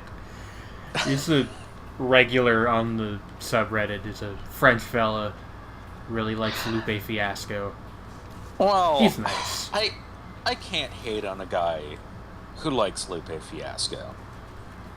Well, okay, probably can't, but like, you know, There's a certain kind of Lupe Fiasco fan I could definitely hate, but he's yeah, I generally know. remains I'm on just the saying side that, of like, reasonable. Yeah, most part, I'm gonna, yeah.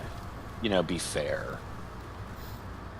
But Don't be cruel posted like 800 posts if in your a heart month. is true. Yeah, I mean, dude is prolific.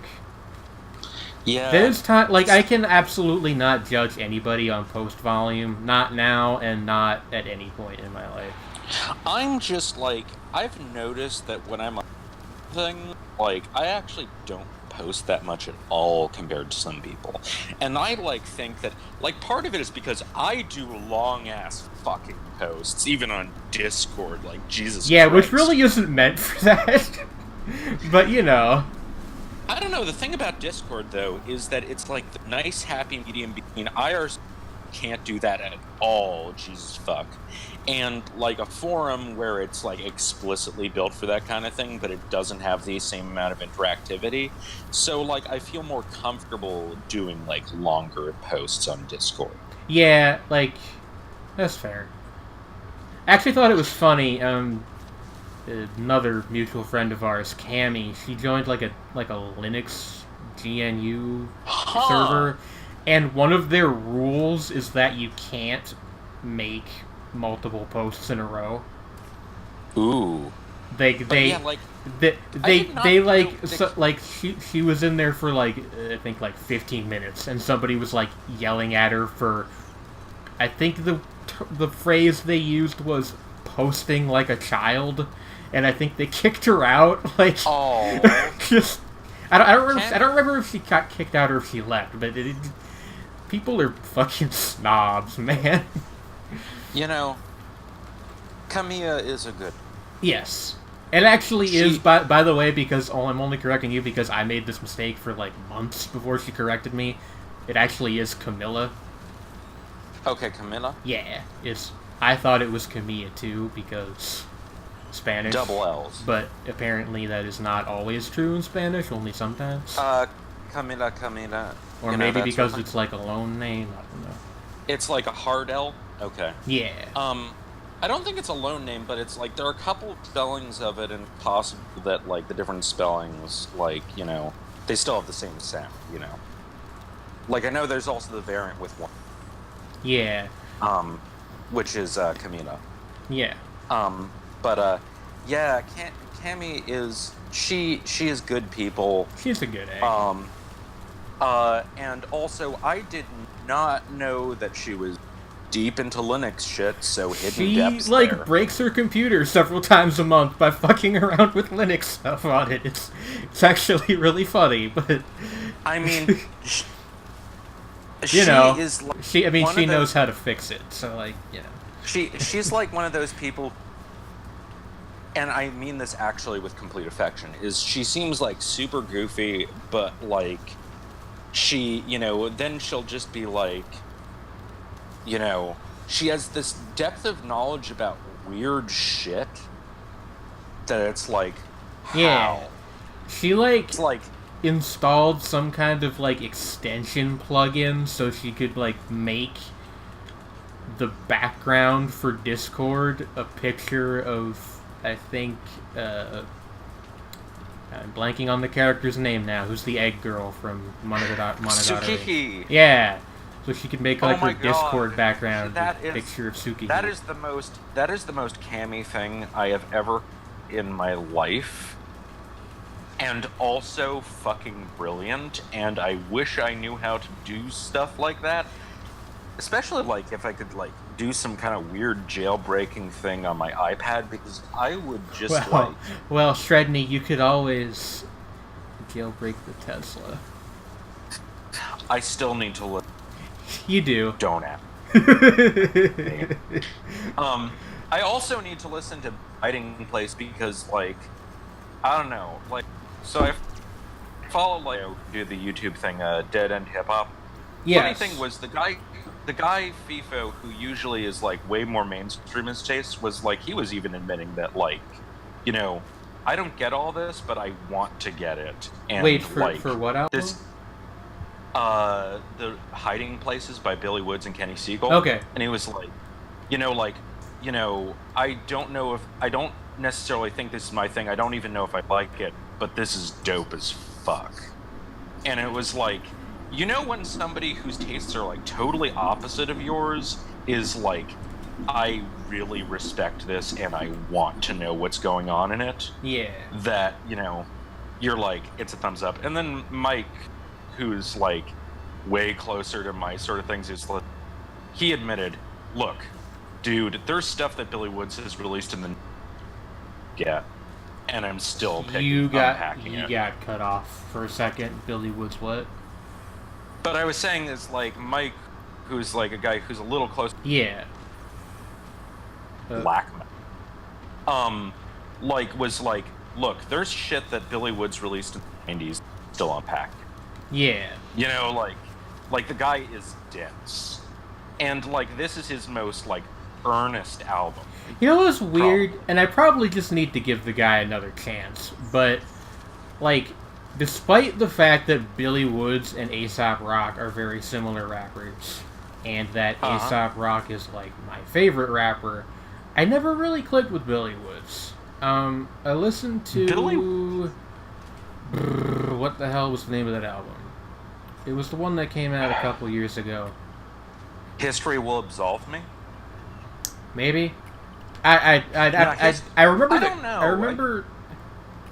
Actually, no, I don't remember the cover. I would know it if I saw it. I would know it if I saw it, but it was. What was the cover? No, I was gonna say that I remembered the cover, and I was like, actually, no, I don't remember the cover. But yeah, History Will Absolve Me. Maybe it was that one. It was the one. Serious looking dude with glasses. It was the one that actually had an A$AP Rock feature on it. That one might. I can't. That one is. I have heard that one. I've unfortunately only heard it once, but I've meant to listen to it again, and it's dope as fuck. Like, yeah. I just loved it. The guy has amazing wordplay. Like, even when you don't know what he's actually talking about, he has a way of, like, turning phrases that it's just, like, and, like, referencing the most off-the-wall shit and making it fit. Yeah. Like, it's coherent, but it's also, like, where the hell did you pull that from? It's not quite, and it doesn't feel as A$AP Rock, but it's also, like, harder to interpret, which is a weird kind of thing. As what? It's not as esoteric as A$AP Rock can be, but it's almost harder to interpret. It's like, the dude is, like, weirdly deep. Would you describe him as,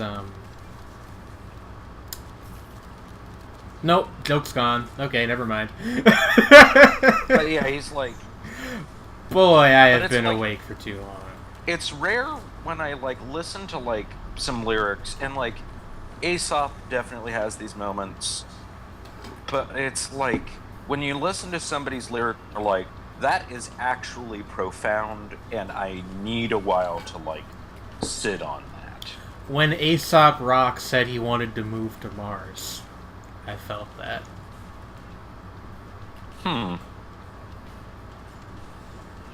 Yeah, it's just like, but yeah, like, the thing is, and they were just, discussing some of the lyrics from the most recent one. It's like, the funny thing about it is, like, that it's definitely specifically about, like, like, a lot of it is about the experience of being black us. But it's what? also being black in the U.S. Ah, okay. And, like, but no, there was some shit that he talks about on this album, which, just being fucking poor, like, you feel that shit.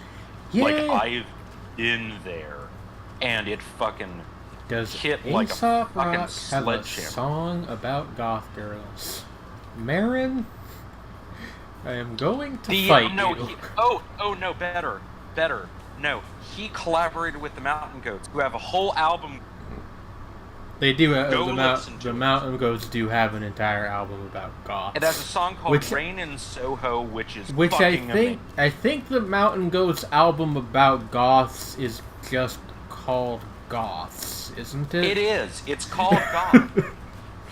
Yeah, just go listen to Goths. It is a good fucking album. And it is literally about goth culture. I think Marin's interest in goths is mostly oh no, goth girls are different. big titty goth TF. It's about such all things. So like you'll find something.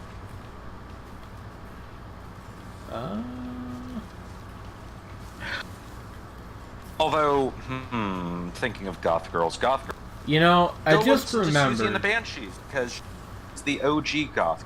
I just remembered that I had something I wanted to talk about before we started streaming, and I have completely forgotten what it was.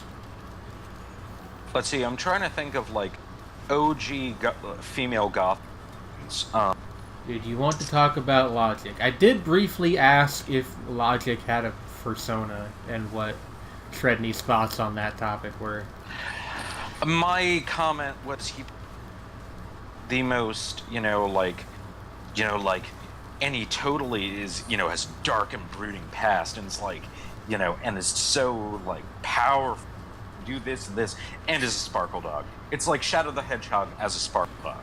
Dude, like, no joke, the fucking part of Logic's remix, or Logic's verse on the remix of Caterpillar, where he just stops rapping and, like, rants about being white passing, like, that's... I can't even make fun of that, because it's just uncomfortable. Like, fuck, God, we know, like, white passing biracial people, and, like... We do, yes. It's like, dude. It's... like, it's not anything I have any authority to talk on it. It's like, but the what verse, I'm saying is, and I do believe that all of the quotation marks that Marin used in the word verse, because it's really more of just like a rant. It's like, just the thing about... It's incredibly uncomfortable. Yeah, it's like the thing about, like, Logic, like... So people use the term, oh, cringe, like, in the most, like, it's gotten so watered down, but something that truly makes you cringe is a special kind of thing. Yeah, actually, though. That's a good word for it. Like, when you sympathetically, oh man, you're embarrassing yourself and it's making you fucking uncomfortable. Yeah, and it's that's about it. There. Like, it's, like, the thing is, true cringe is a sympathy response as much as an embarrassment response. Well, I mean, Sredni, we do need to keep one thing in mind. Yeah. And it's that we shouldn't be afraid to be different. Fortnite. Fortnite. Fortnite. Just say the word Fortnite, and automatically it appeals to all them youngins. Well, no, Marin, you're cringing about weebs is not sympathy so much as it is like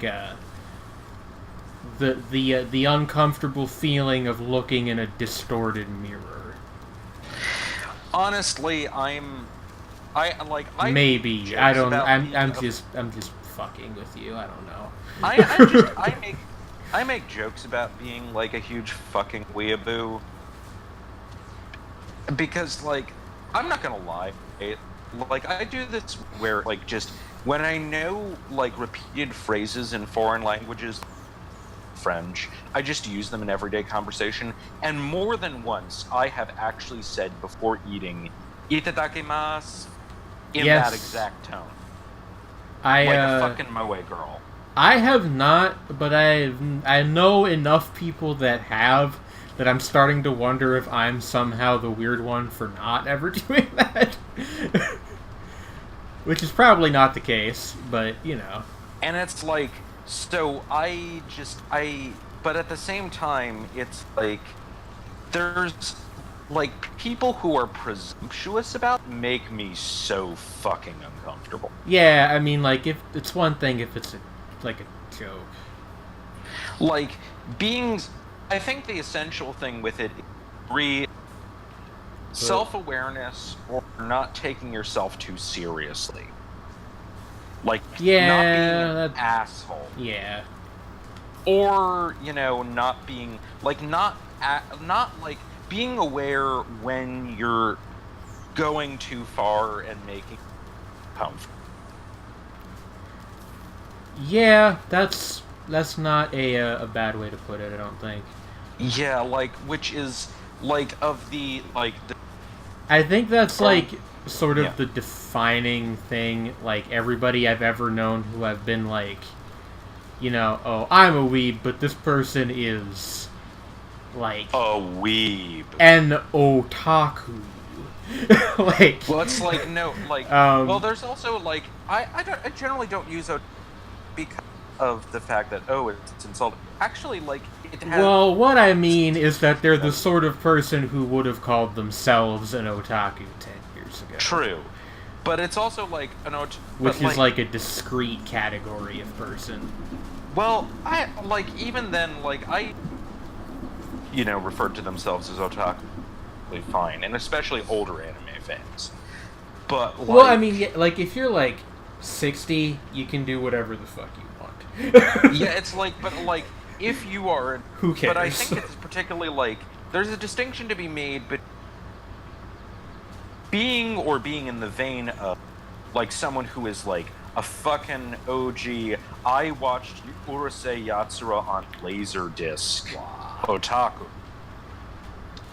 versus somebody who's like, you know, fucking like, just starts randomly slipping bad, grammatically false bits of Japanese into their everyday conversations. And... which was more of a thing in the 2000s. Yes, but, like, yes it still. was, and now it's, like, come back ironically because time is a flat circle. I'm going to take a short break here to get some water. Yeah. Okay, I'm going to get some more coffee. Okay. Because Coffee? Anyway, blah blah blah. If you would like to support the stream, there are donation links in the description, or you can follow or subscribe to the channel on Twitch. I'll be right back.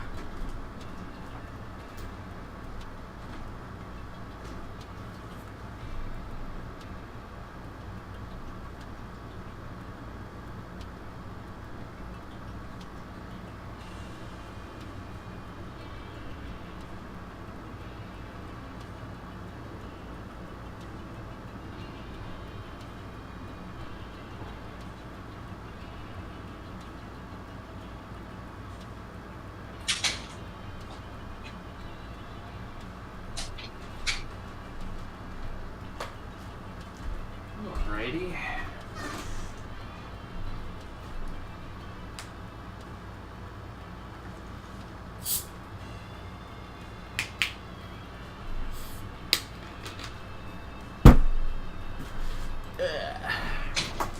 Yes.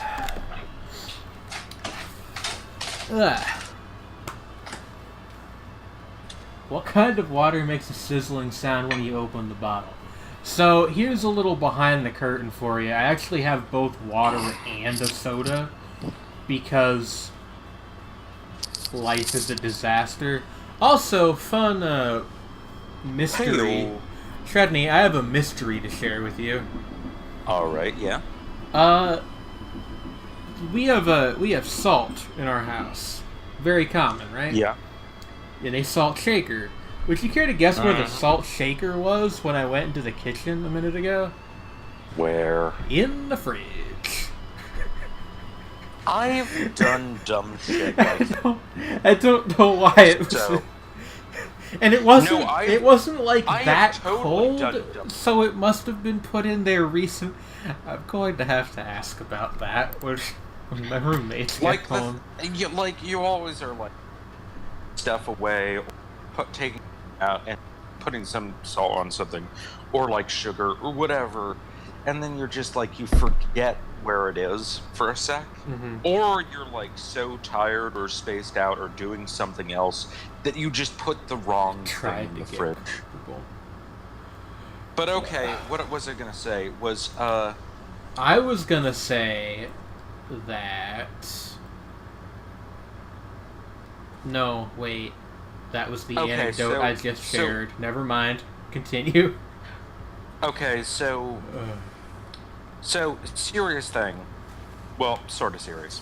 Is like actually like, the funny thing is like with the whole like inserting Japan is like I know of people who, like the thing is there are people who literally watch in places like Indonesia who watch daytime soap operas in English and learn English from that and actually speak pretty fucking decent English. Yes. So I'm not surprised there are some people who are like hardcore anime fans who wind up picking up stuff enough that they like, like will go and like talk about like, oh, that subtitle is actually not particularly literal, or I would prefer this translation because they've picked up on the tropes in it well enough. Like, because the thing is, anime used to begin with, but also recognizing this isn't like real Japanese speech that much, and knowing what that sounds like too, by like actually going out and listening to that, and can form a pretty decent conversational understanding of Japanese. That's fine, so long as you like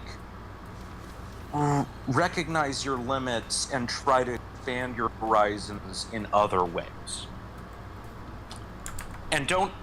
It's the whole assuming anime is all Japanese culture thing that is a problem. And also assuming that, also assuming that, who are, like, really unpleasant? Like, in a different direction. Have you ever run into, like hardcore leftist types who claim that, anime is super regressive because all of Japanese culture is super regressive? Occasionally, yeah. They're really fucking tiresome. Some, like, Yeah. ultra-Marxist fucking, like, culture is bad because it doesn't advance the revolution shit. Yeah, and it's like, it's worse like... Also, like the whole... They don't even fucking... Everyone in Japan is regressive and conservative thing is, like, super Which racist. is ridiculous, because there are... Like, super racist. Yeah, like, it's super fucking racist. Like, I follow... Hey, Sredni. I'm sorry to interrupt you. Can you get, like, a little bit closer to the microphone? You keep getting cut off, and I don't think it's... I'm right next to the damn microphone. Really? Because, like, it's dangling by my face. You keep getting, like, slightly cut off, and I don't think it's your connection. Because you're not doing the robot thing. It's, like, the that's sensitivity is fucked up or something, maybe. Huh. That's very strange.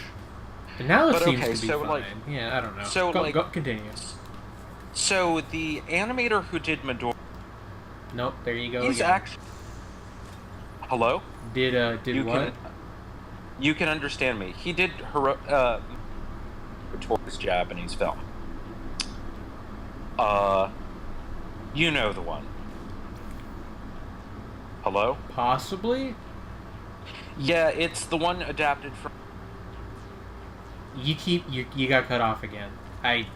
Oh, great. The timing on this is incredible, because, like, anytime you say a proper noun is when it likes to cut out. Okay, let me check my. I don't think it's your connection, but if you want to try anyway, maybe it is, I don't know. Well, I'm gonna quick. Because, Alright. okay. Like, it wasn't too bad for most of the stream, and then now recently it's Alright, gotten... how is it now? Can you, like, talk about something for a moment, and we'll see? Blah, blah, blah, blah, blah, blah, blah, blah, blah, blah, Yeah, now that blah. seems fine.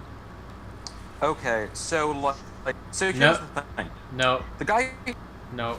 Tori Shoujo Tsubaki. Now you're a Okay. robot. This is... Jane? Hello? Yeah, like, sometimes you just Maybe the issues on my end? Let me see. I'm not getting any alerts from Streamlabs. And I'm all green on Discord. Let me see. I Yeah. seem fine on Discord, too. That's weird. Let me see. Is there anything I can do? No, because I got the Ethernet cable plugged in. Hello? So there's no reason that it should be, like, cutting out that way. What was that? I was just checking. Input. Should I turn off auto sense? Let's see. Maybe. Hello? Is this working?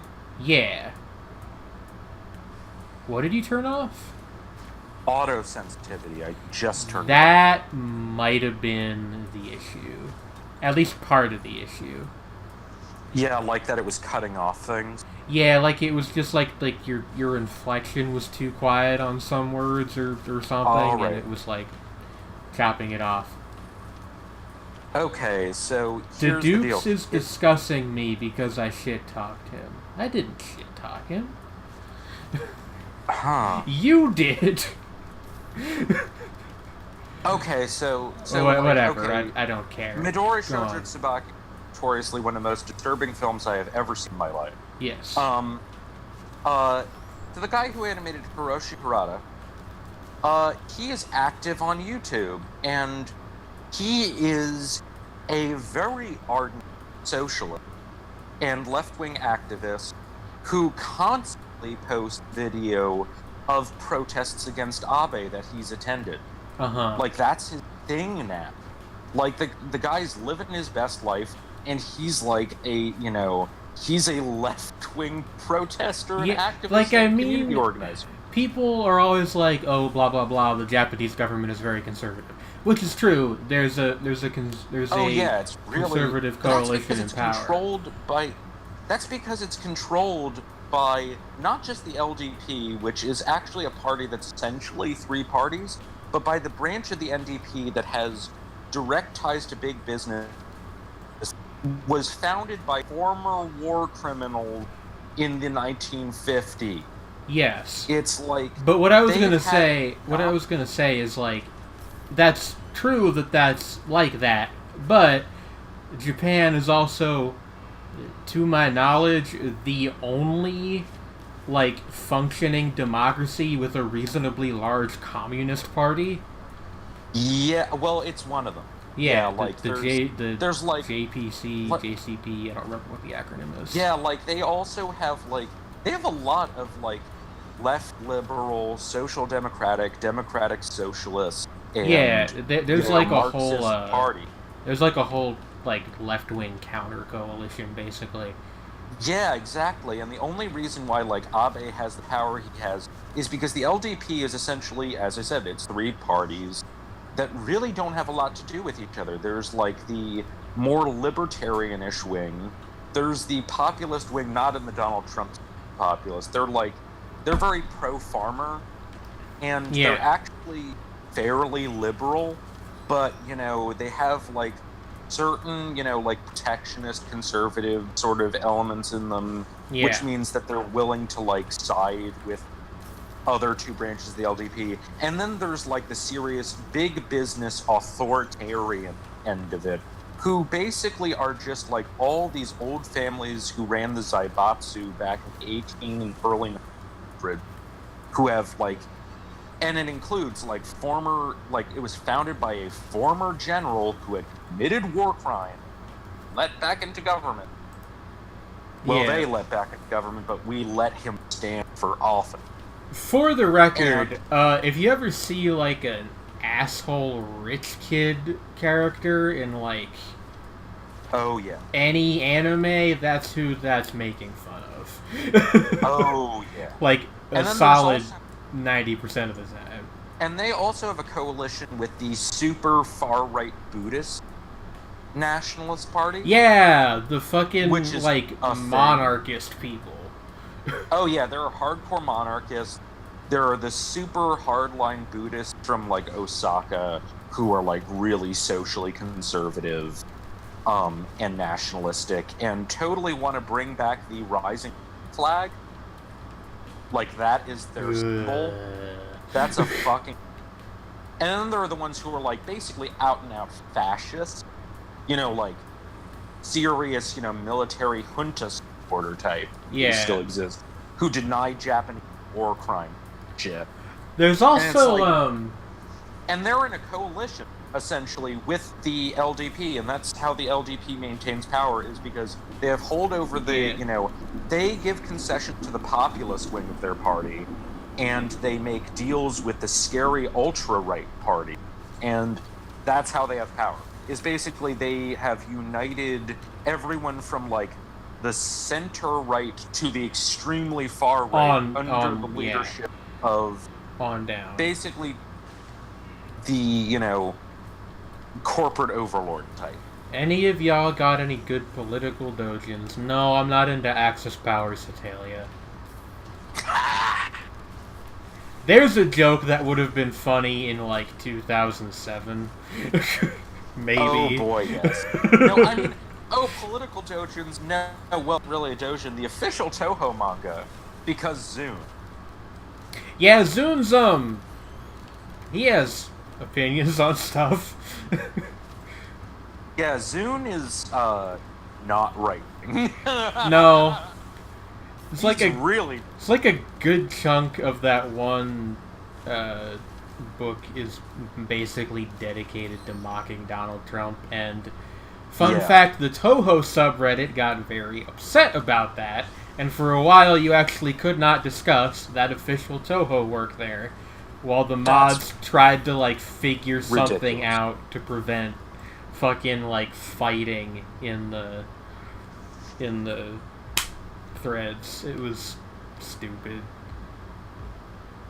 Because surprise, like dumbass weebs don't actually know anything about Japanese people or Japanese culture. Yeah. It's like, on the other hand, it's like, Zune is a terrible artist, but we love him for it. Not terrible, naive, in the sense of naive art. No, I don't mean naive as in like, like naive. I mean in the art school sense, naive. Yeah, like, no, I know. He's self-taught, and his stuff can be kind of derpy, but he's developed a style out of it. Respect the hell. It's the Mega Man Battle Network Toho game. I'm not familiar with that one, actually. Also, the thing is, he's developed a style that is just really fucking, like, legit. Fucking what? Cute. Ah. Yes. And his sense of design is, A plus. So I respect. We as my house jokingly say, we stand a legend. We stand a legend. Rest in peace, Shiori. Which Shiori are we Don't worry about it. Fucking AKB 0048. Oh yeah, that Shiori. It's like, no, we do not stand Uta Shiori because she is such a bitch. I have never seen my Utena, actually. God. I should do that one You of these need to days. see Utena. Maybe I will. You would I like will maybe get on that after I finish Heart Catch. You would like Utena. Like, it is a not kind of that necessarily maybe is like super your thing necessarily. No, but you don't need to sell me on Utena. I know I would at least, like, at bare minimum, appreciate it. It's just like it's like I haven't fuck found yes, the time. it is the most. Is the only thing. It is the most sword lesbian anime of all time. Yeah. Like, I just gotta tell you, it's just like so fucking sword. You know how it is. Also, actually, it has open sword lesbian in the 90s. Like, Juri is the best fucking character. No, seriously, she's like my favorite character in that show. And she is very blatant. But, Sredni, I thought that gay people were invented in the year 2002. Oh, fucking lord. As part of a yeah, terrorist plot to destabilize America. Why not just Don't watch smoke. Harukana Receive? What? What? Hey, kids, don't smoke InfoWars. It's bad for you. Why not just watch Harukana Receive? No, if you're gonna watch a lesbian sports show, then watch Saki. Yes, I believe it is. Wait, no, it's the Mahjong. Saki? Yes.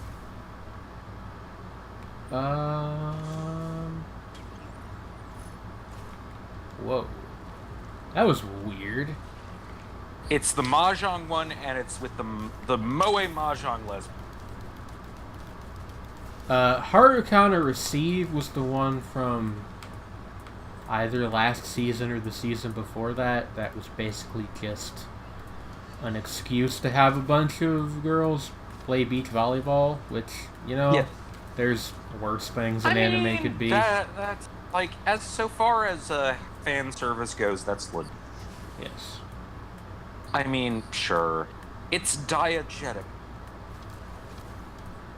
And, if you're gonna have fan service, you could actually make sense. I only watched the first episode of Harukana Receive, but it seemed fine. I remember, from what little bits I saw of it, it looked like it was at least well animated. It was... the designs I think were fun. It was either that show or another one where, like, all the actual character modeling and stuff was fine, but the beach ball was CGI, which was very strange. That's weird. I don't remember if it was that or if it was something else that aired around the same time. Now I'm just remembering Keijo, which, I have heard is, a pretty legit sports show. But Keijo is fascinating. Is what I will say about Keijo. Yeah, it's because it's it has the stupidest fucking premise on earth. But I've also heard from people who are generally not into that sort of thing that is pretty hype. It's weird. And I have not... And weird. I've actually never watched any Keijo. I've read a small amount of the manga, and it was... I mean, the manga is kind of I don't know. It's probably a little bit of a different beast because you don't get the whole. You don't get the actual animation. People slam. But it's holy kid. It's just it's strange. It's sort of yeah. Oh, yeah. I'm not very, saying it isn't bizarre. Like, very broadly similar to, like, the feeling when you watch Kill la Kill for the first time.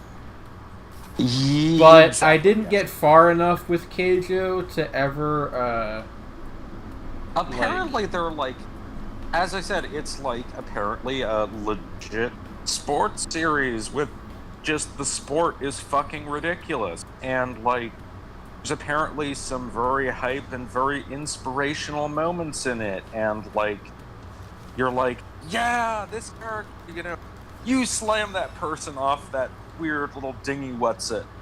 And like, you use that special technique, and it's like, but this is the dumbest sport I don't ever. know. Why I am will impressed? say, I at least respect anything that has the audacity to be that stupid. Oh yeah, the audacity is like, Because it's very That is- dumb, no matter what else you I- think of it. It is I very think there's dumb. like approximately half the deal there is just the audacity of it. But if it were, actually bad, that would save it by any. Whereas, No, there's as I said, definitely I a feel like- wrong way to do audacity. See, fucking, and I think it's like Aiken Asuka is a or good something. example of audacity gone horrible. we don't talk about that anymore. Oh no, we left nobody that in the talks about 2000s. It is Thank gone. God, that's the worst of odds. Well, not the worst of odds core. There's even worse out there. I mean, but we don't talk about that shit. I don't know. I think Aiken, whatever. Aiken. Is pretty near the bottom. I think that there is a bottom below the bottom. Certainly, it produces the worst gifts Oh God. by far. Oh fucking God, yes. But yeah, but I'm saying, like, the thing is that, like, I've seen people who are like, I do not like fan service shows, and I do not care for, that sort of, like, bouncing breast nonsense, and it's like, I genuinely like Cajun. And it's like, that's legit. Yeah. That's fine. It's like, if you can be that compelling with that stupid a premise, I respect. I mean, God, what? It's kind of like a more extreme form of the JoJo effect, in a way. You know what I'm saying? I don't know if I would make that connection, only because JoJo never hit that point for me.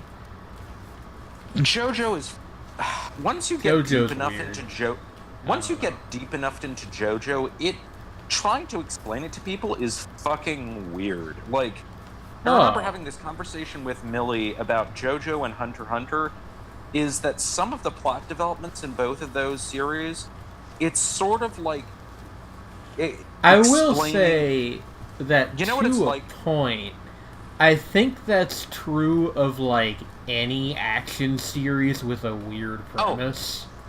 Oh, of course. Like, But I'm saying specifically what she was saying, and I just need to get this out there because I think it's, like, actually kind of important, is that, you know how kids play when they're not around adults and they just make up weird stuff with, like, superpowers and stuff? Sure. But the thing is that it's not just that it also gets, like, like, you ever been playing with, like, kids when you were younger and it gets weirdly dark sometimes?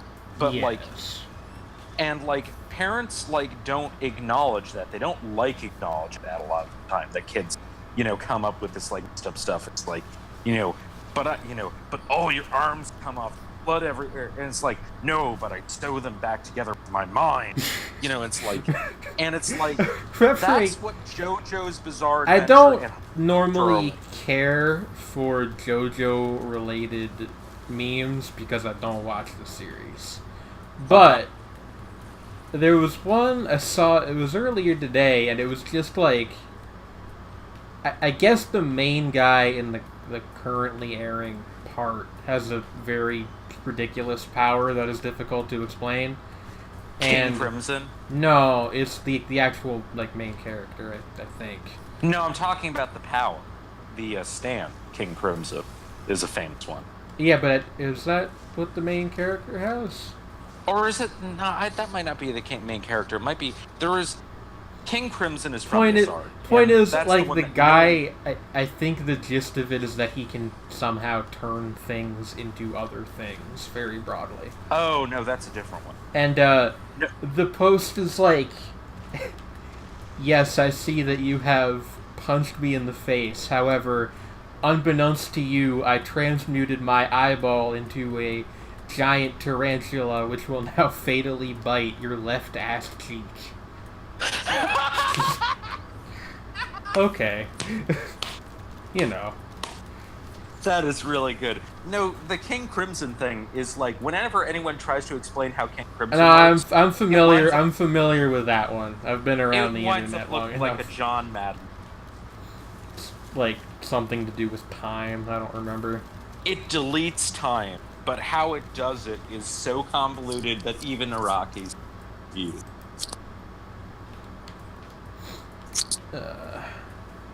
Like, yeah, there are a couple of, like, leader stands that are apparently just like, what even the fuck is this? And also the way that they're used more and more creative. The point I was gonna make is that I think that people, like, kind of assume that that's unique to JoJo, but I don't actually think it is. Oh, because, like, no. I mean, you already mentioned Hunter x Hunter. But, like, I randomly picked up Eat Man the other day, and that's also real fucking weird. Oh, yeah, I have heard that is some wild shit. Also, the Eat Man anime was directed by the guy who founded Bee Train. That tracks. But, yeah, like... Like, he was like, I did Eat Man, now I'm gonna go do Girls with Gun shows. I mean, Eat Man is a guy with long hair with a gun. Most of the time he has a gun. And so, like, also it tracks. Isn't that, like, where he eats things and he can do stuff with the stuff he's eaten? Anything that he eats, he can cause to come out of his left arm. Yeah, like... And he can, like that sounds very simple, but he can also, like, he can, like, thing eat is, he metal can, like, and then suddenly he has a gun. Yeah, like, he can eat stuff and, like, construct it in his stomach. It's very strange. Yeah, like, okay, like, I just ate this crowbar, now I have a sword. Yeah, well, like, the thing that he does first is, like, he's, like, throughout the first arc of the manga, he's, like, snacking on a bunch of screws. And, the lady he's with asks him about it, and he kind of just waves her off. And then at the end of the chapter, he's, like, confronting the villain, and he's just like, okay, I just need to eat this real quick. And he eats the last screw, and then he pulls out, like, a fully assembled gun. It's just... That is really great. It's fucking dumb, but, you know. No, that's fucking amazing. No, it's like, that is so dumb it's clever. Well, actually, it's clever it's the dumbest thing in a clever way. Yeah, you know what I mean? Like, yeah. Because the fact is, I feel like, like, I always feel like with, like, people who come up with shit like that is like, you say that something like that is dumb, but it's like not you, I'm in general, the general you. Yeah. But it's like... Also, I think we've successfully driven off our entire audience at this point. Oh no. but I feel like you have to be reasonably, like, creative and just kind of have an off-the-wall aesthetic to just come up with this shit. Like, basically, in a way, it's like, it would be more fair to say that it's not dumb, it's childlike. And again, it, like, squares with what I said earlier, is, like, basically you have to be... it sounds trite, but you have to be in contact with your inner child. You have to be unspeaking. Like, the thing I think people underestimate is that stuff has to take, like, a lot of time. Like... Oh, yeah, you have to think about it. You have to consider. Like, it's not something you can come up with on the spot. And in fact, No. I did only just realize that Trey plans to publish his magazine at the beginning of the month, and I have not even, gotten halfway through writing my short story for that, so I suppose I'll be spending a bunch of time this week on that. Sounds like a plan. Yeah. Oh god. What was I gonna say? Okay, I just, have you seen Hunter x Hunter? I've seen, little bits and pieces that I caught on Toonami, but not any, really majorly contiguous bits. It is really, really good if you have, full context.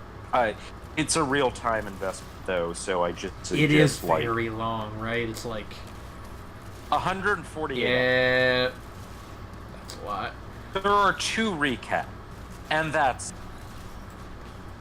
Which, there is, no filler, which is amazing. To be fair, I have gotten marginally better about longer series now that I'm tackling Heartcatch. That's fair. Which is 49 episodes, I think. I mean, by, insane shonen standards, Hunter x Hunter actually has an ending. Yeah, I mean, and that's it's something. Fairly precise. Yeah. In that respect. Same thing with Yu Yu Hakusho, which was the guy's previous series. Although he felt like he truncated the ending just because of burnout, felt bad about it. Like the original mangaka, Ashi. Yeah. But, and, Hunter x Hunter, apparently the current arc in the manga is sick. But, but yeah, they basically, with the anime, they decided, we're not going to start running stuff that hasn't been finished, and he's on hiatus a lot because he's not a physically very healthy guy, and also he spends a lot of time now just, taking breaks, and, he's got, real bad wrist problems or something, doesn't he? Yeah, when he was, because of, how badly... actual arthritis. How it's part of it is how badly he fucked himself up working stuff like Yu Yu Hakusho, with he had 6 hours of spare time a week. That's insanity. And he would sleep 4 hours. I'm glad that's not the norm for mangaka anymore. Well, it's still real bad. It is if you are working for Shonen Jump, but I think otherwise the industry, that part of the industry has improved somewhat. Yeah, but Togashi, he's just he's trying to live his best life. He's married to the mangaka who did Sailor Moon. I knew that. I think they have kids, so he spends time with them. He is sick a lot, probably because, as I said, it fucked up his health real bad. Yeah. But it's also but sometimes he's just hanging out playing I think it's God, what game is it? Monster Hunter that he's really into? Sometimes he just have to play Monster Hunter. Yeah, he just chills and plays Monster Hunter for 8 hours a day for weeks on end. Which, fair enough. So, but he's gotten a little better, I think, in the last, couple of months with, updating more regularly. But it's still, this arc is going to be really long and really fucking ball, so, he's taking his sweet old time. I do have a question. Yeah. Did they get off the boat yet? I don't think they've gotten off the boat yet, and there's still crazy shit going on. And that's also, on Berserk, them getting off the boat was a big fucking... That was actually the joke I was making. I did not realize there was also a boat in Hunter x Hunter. Yes, there is. There are several boats, and there are multiple important characters on multiple boats. There are something 100 fucking characters are. I'm not kidding. Named characters who do things. There's an entire royal family, most of whom are total fucking bastards. And also, Also, he brought in a thing similar to the stand system. Although I'm pretty sure he actually had that idea for a really long time. But it's already connected, fully integrated into the magic system that he already created for the show. Which, what's great about that in Hunter is it is not introduced until, like, God, is it like 40 episodes into the show or some shit? Hey, you know it's a good shonen, and I'm sorry to cut you off, but this is vaguely relevant to the conversation, and also I've been wanting to talk about it. It's fucking Demon Slayer. I see people saying it's really good, and I'm like, there's just something about it that rubs the wrong way. And just makes me go, I don't want to watch this. Like, I might give it a chance at some point. I mean, again, like the stuff with the compositing put me off, and like the character designs. Okay, well, I fucking love the character designs, but I mean, there like, are some character designs are good. Other ones, that said, like there are plenty of me. Absolutely fantastic anime that I've never seen. I certainly don't think you have to watch it. I was just bringing it up because, like, I'm really glad you're enjoying. Is what I'm saying. I don't know if it's me. It and Hitori Bochi are the only two things this season I haven't dropped. I fucking jettisoned everything else. Like, oh, I heard that there was some transphobic shit in Carol on Tuesday. That wasn't even why I dropped Carol on Tuesday. Carol on Tuesday is really strange because, like, on a technical level, the show is, like, great. Beautiful. Okay. Yeah, it's a very good-looking show. Very diverse cast, which is lovely. And it's Watanabe being very Watanabe. Yeah, like, decently well-considered world building and all that music. Other stuff.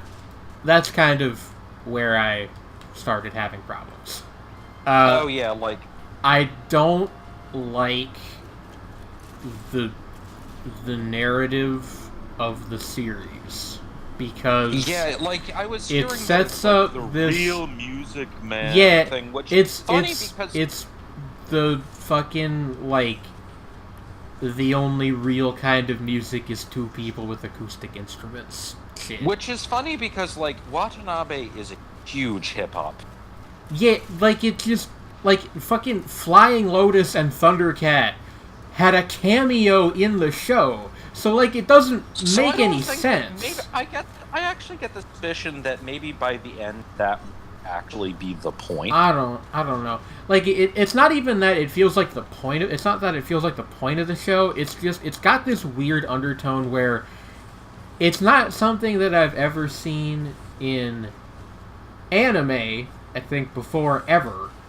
But I see it in a lot of, like, music documentaries, which makes it feel stale to me, even though in the context of its medium it isn't. Yeah, I understand.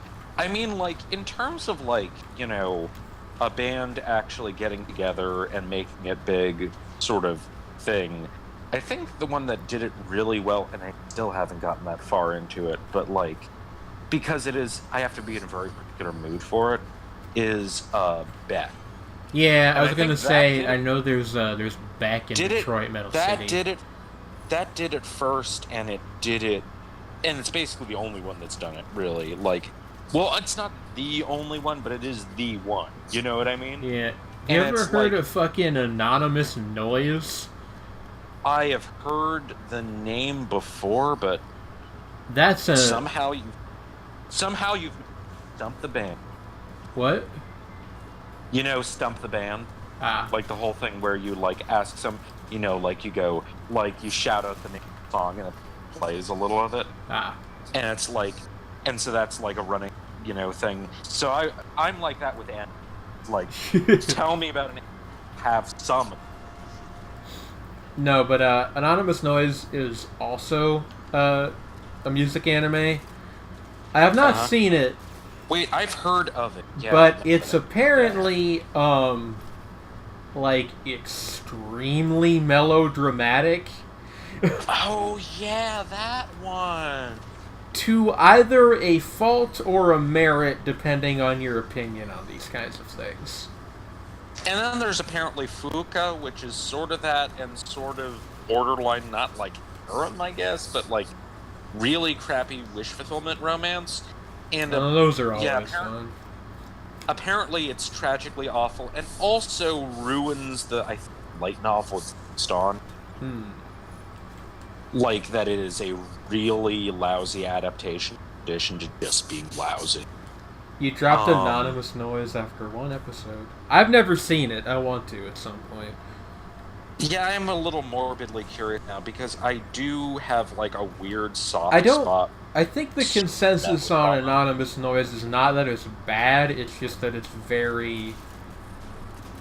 that it's like a lot. I think. It's like, what people think of that. Oh, no! That Joe. Yeah, like, oh no, the bassist is sleeping with the guitarist's girlfriend. What will we do? Like that kind of shit, I think. I mean, the answer there is clearly polyamory. Well, no, the answer is, you write Tusk. Yeah, okay, that's it. You write Tusk, and then what you do is you write Tusk, and then you form a poly. Yeah, you know, solving multiple and problems also at then once. the bassist and guitarist have to sleep together so that it's like a mutual love triangle, and, just like a bisexual love triangle, it'll bizarre love triangle. Heyo. Oh, yeah.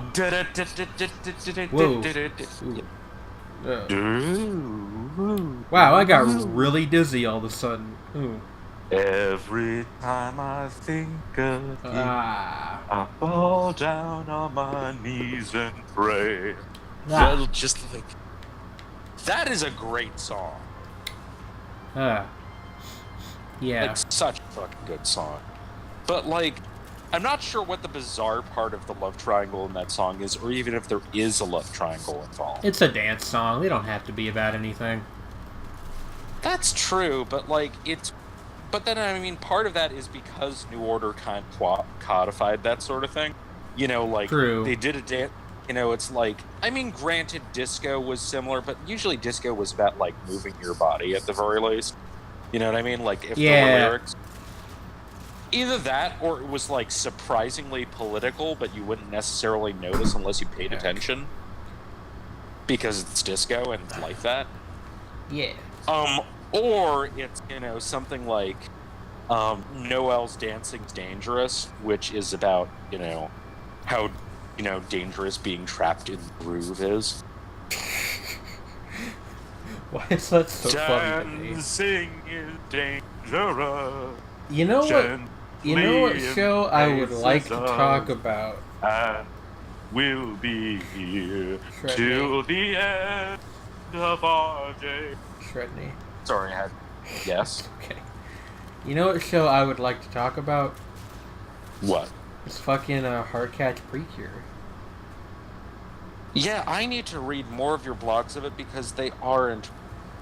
And I am admittedly not someone with a huge interest in Precure, except for the fact that at least one of the seasons has what is very clearly two boys who are totally the gay for one another. Well, the one that I'm watching has a character who is literally named Yuri. So, like... I mean, yeah, but that's not even an uncommon name for either gender, strangely. I know, but she's, like, older than the rest of the cast and is, like, very close friends with one of the main characters' older sisters, and it's like, You know? There's implication. There's implication. GL Chan.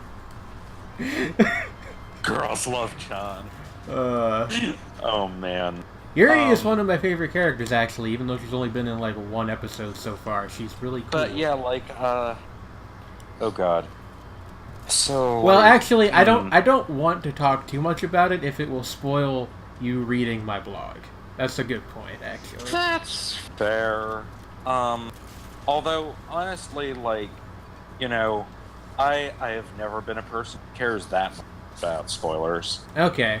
Well, if you don't mind, I want to talk about like the main villain that they introduced in episode 10. How do you feel about spoilers in general, by the way? Generally I try to avoid them.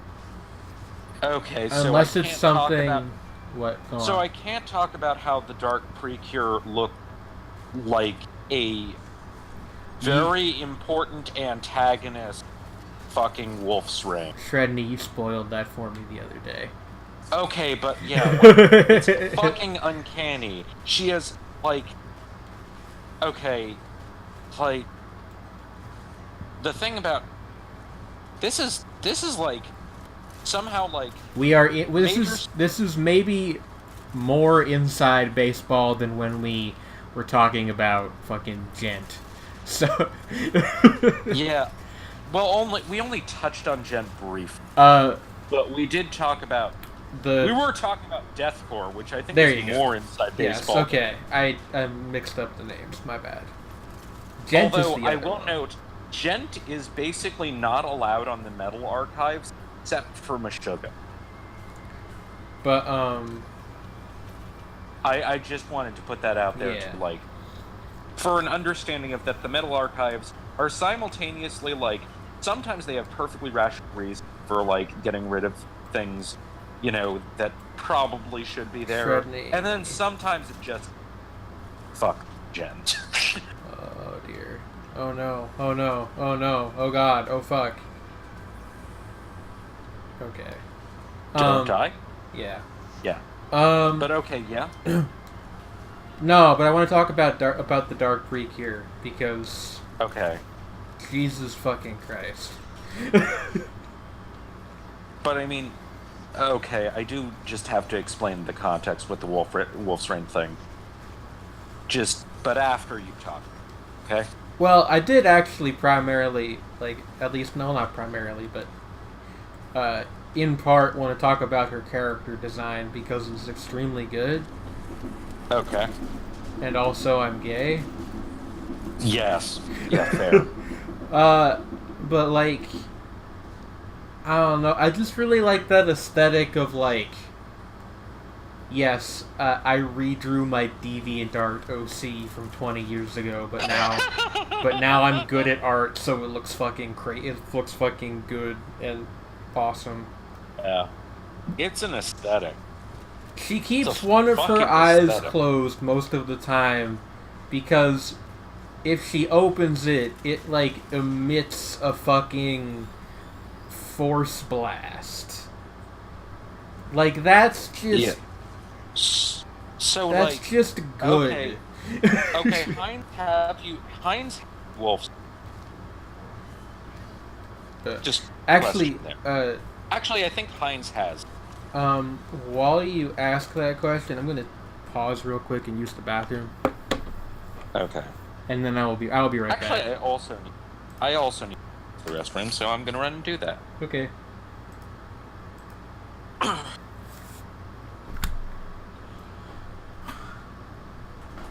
Ugh.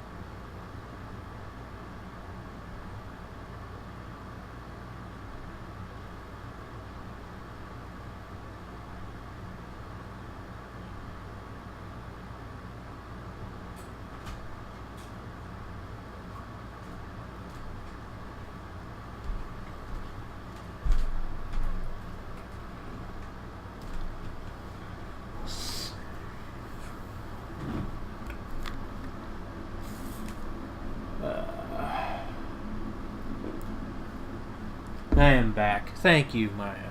That is a good advice. Just before Sredni gets back real quick, just to clarify something, I'm gonna try to get to the 3-ish hour mark, so like about another 20 minutes. And then I'm probably gonna bail, because I am fading fast over here. I am very sleepy. But I don't want to leave my favorite ferret hanging.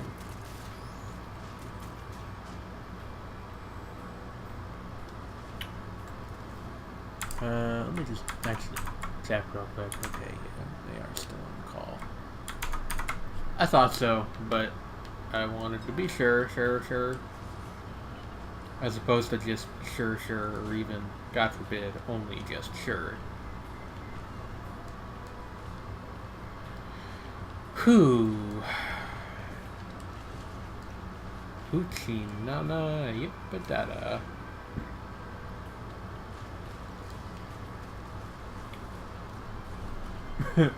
Remember to get plenty of sleep at regular intervals.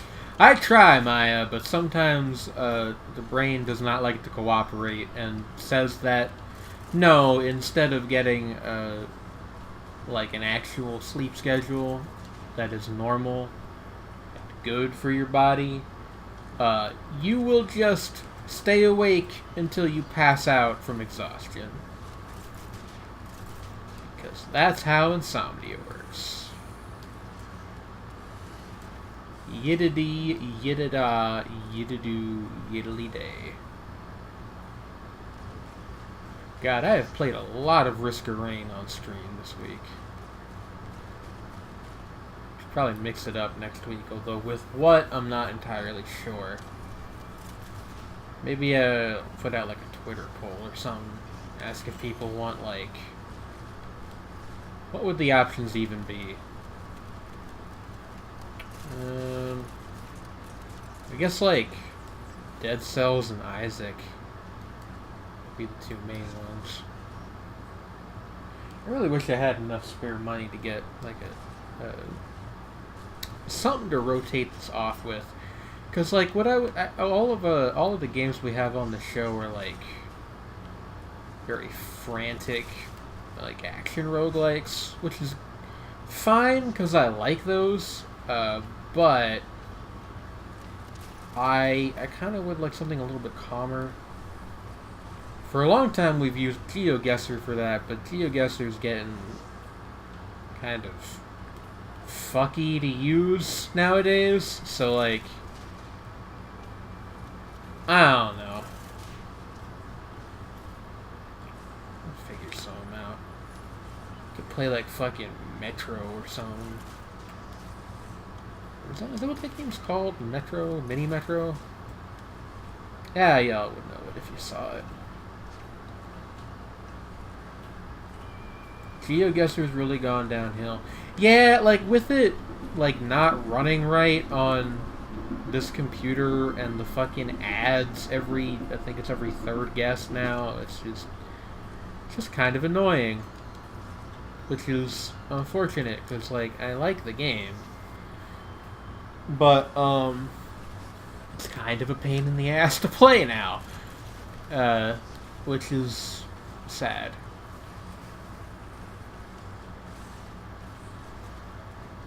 Mini Metro is a minimalist strategy one about building transit routes. Yes.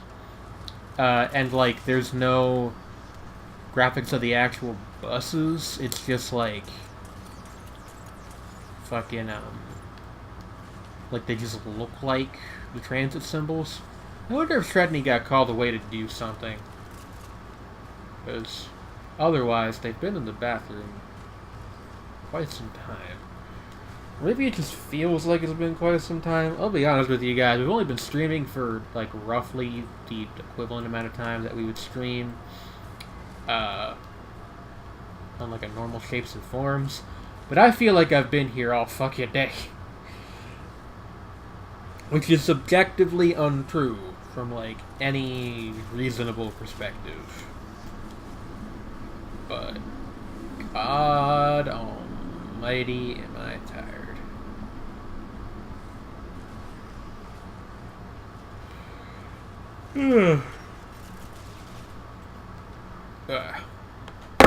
Actually, why don't I look into that real quick?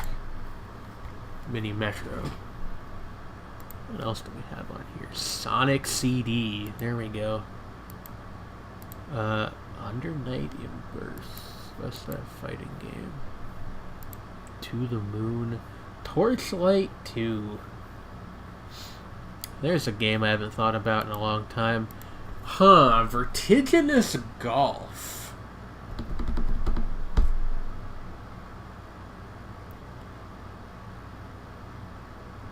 Vertiginous Golf, huh?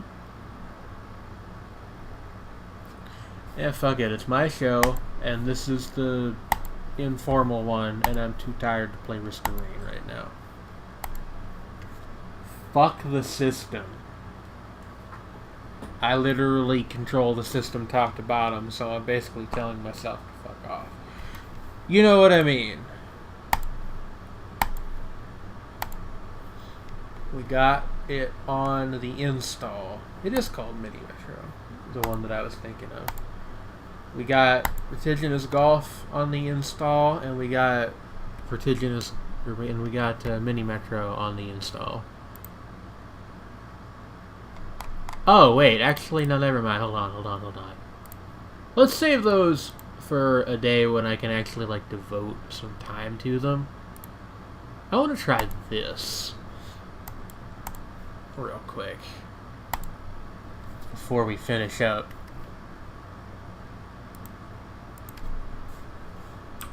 Sredni.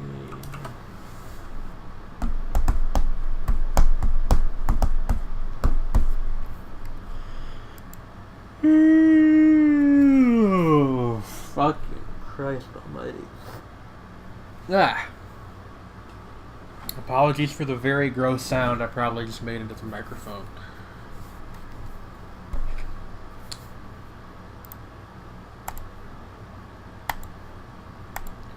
Is this done yet? Almost. Let's see if I can get this bitch to run. I'm sorry, that was needlessly vulgar.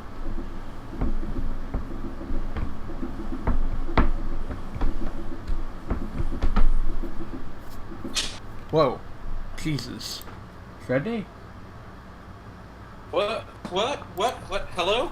Hi? Hello? Hi, are you okay? Hello? Are you okay? Oh yeah, I'm back. Are you alright? Yeah, I'm back. You sounded, like, frightened or something. No, I was afraid that you'd stop the stream. No. I just turned off, Mr. Rain, because I'm, like... Oh, okay. Not attentive enough to play that right now. Ooh, what are we gonna do now? We're gonna play Rituals. I have never heard of this. Wait, maybe I've heard of this, but I don't recognize it right now. Yeah, so, I just got waylaid just talking to June, who is great. She is a sweetheart. She is Millie's significant other and is one of my current housemates. And she plays guitar and is very cool.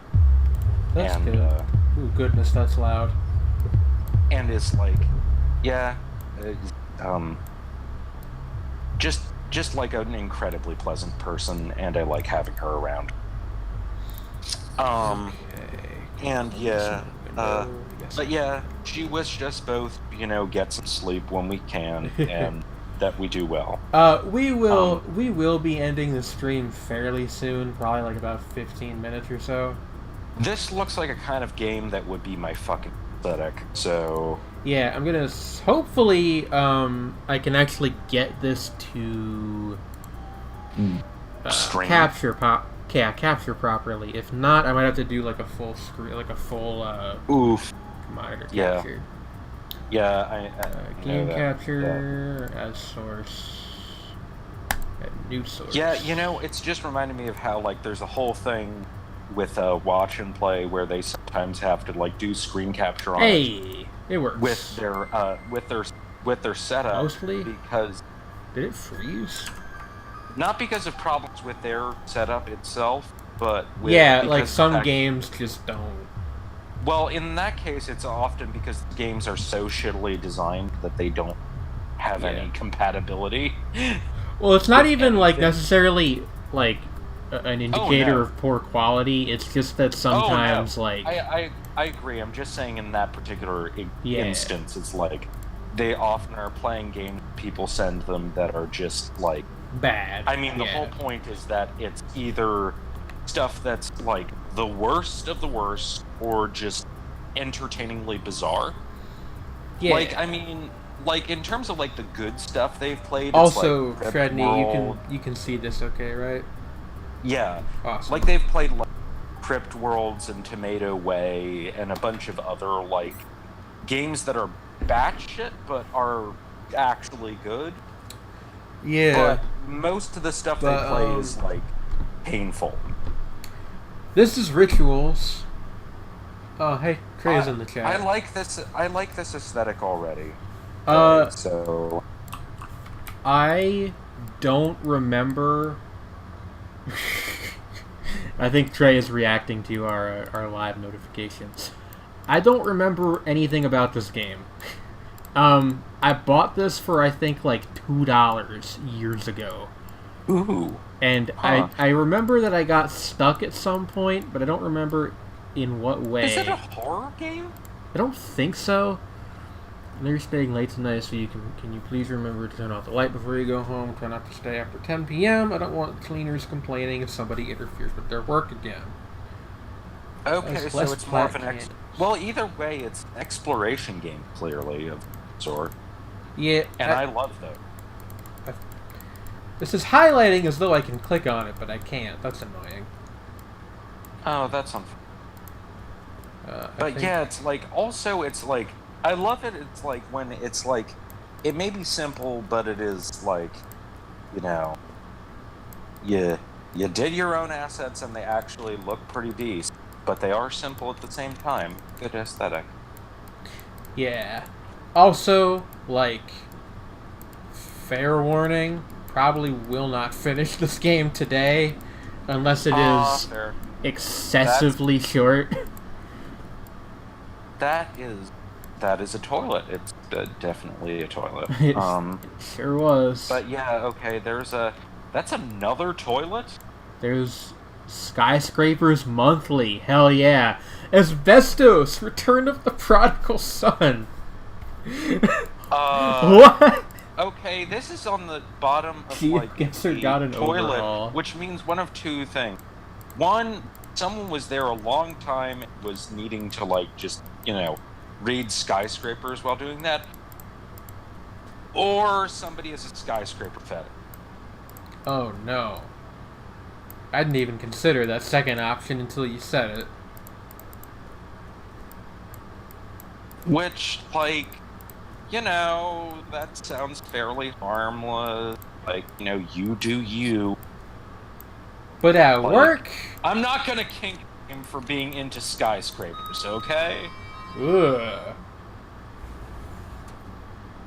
That was a nasty elevator noise. I know that you couldn't hear that, Sredni. Hopefully the stream could. Maybe it is a horror game. I mean, the title is Rituals, so it can mean a couple of different things. You know what I mean? Yeah. Actually, it could mean all of those things. Like, like the ritual, like rituals in the sense of, like everyday routines, but Yeah. also rituals in other senses. Probably is both. I think it's ambiguous on purpose. Yeah, I mean, of course. Like, you only use, just use that word if you're going to be ambiguous. TBA.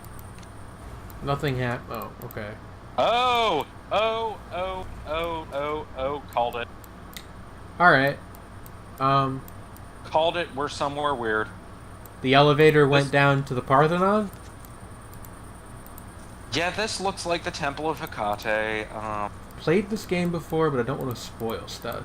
How long is it? Can I feasibly finish this within, like, a reasonable time frame? Ooh, a dream catcher. Yeah. Thanks, game. Yeah. Oh, I like that, like, when you we hit have an something, inventory. Okay. it echoes. No, like when you hit something multiple Yeah, times. yeah. It That fucking, is like- such a good effect. I like that. Whoa, dude. About an hour long. Well, Sure, let's go for it. I don't know. Power through. We'll Power see. through. We will see how. Okay, it's got on. Yep, symbol of eternal life. Fuck, buddy. Oh, it the sure Offspring is. of the Ein Sof. That's from Kabbalistic Judaism. It's it's the symbol of God. Interesting. God. Like big capital G God. Whose temple are you in?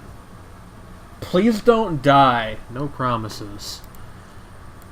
I mean, yeah, don't die.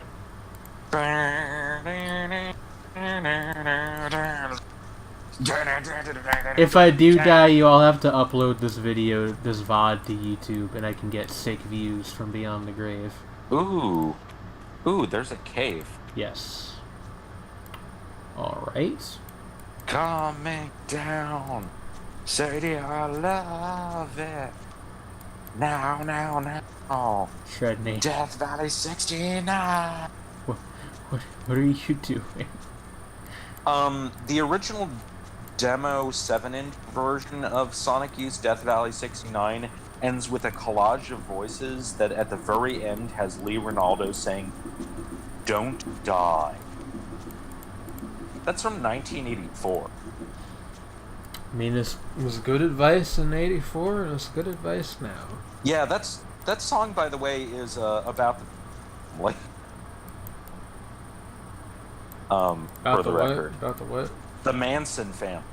Oh, pleasant. Yeah, the B-side of that one is, well, actually, no, that's the A-side, is the original version of Brave Men Run, which is okay. so fucking dope. Gang, I would love to play this low poly, atmospheric, spooky game for you guys, but I am fading extremely fast over here. I would give you my coffee, but I can't do that. It's not a matter of caffeine. I have a thing of Pepsi right here. It's just I shouldn't drink anymore. Oh, do you need So- something stronger? No. Do I have to find speed? Okay. No. So what I'm gonna do...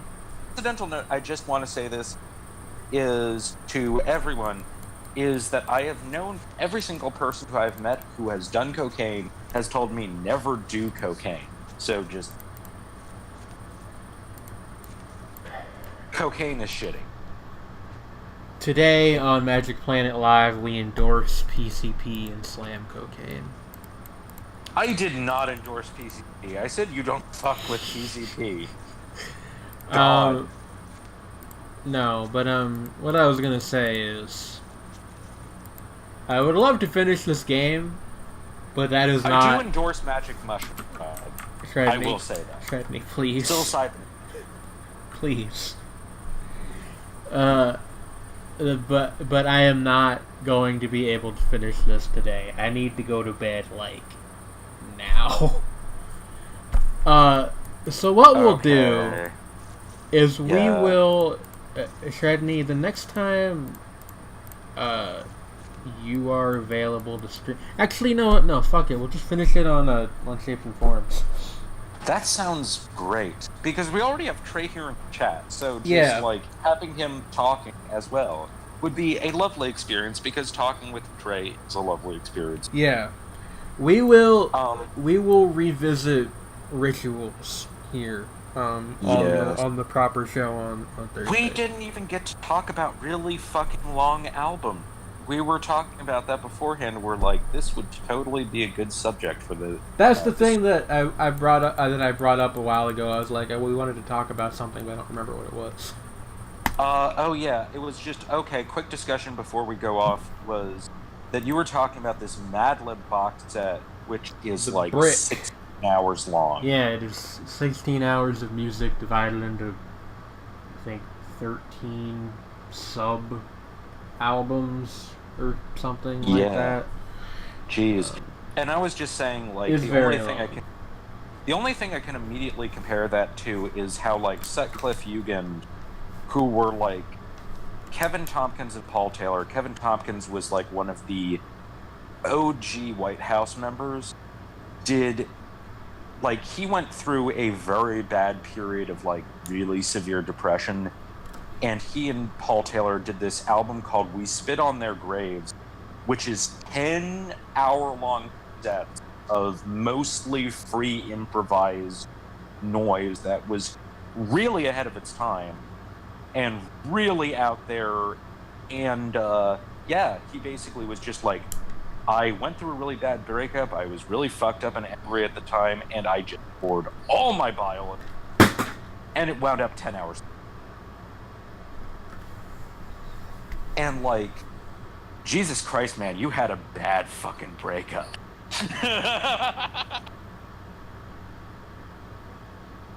You okay? Jane? Jane? You alright?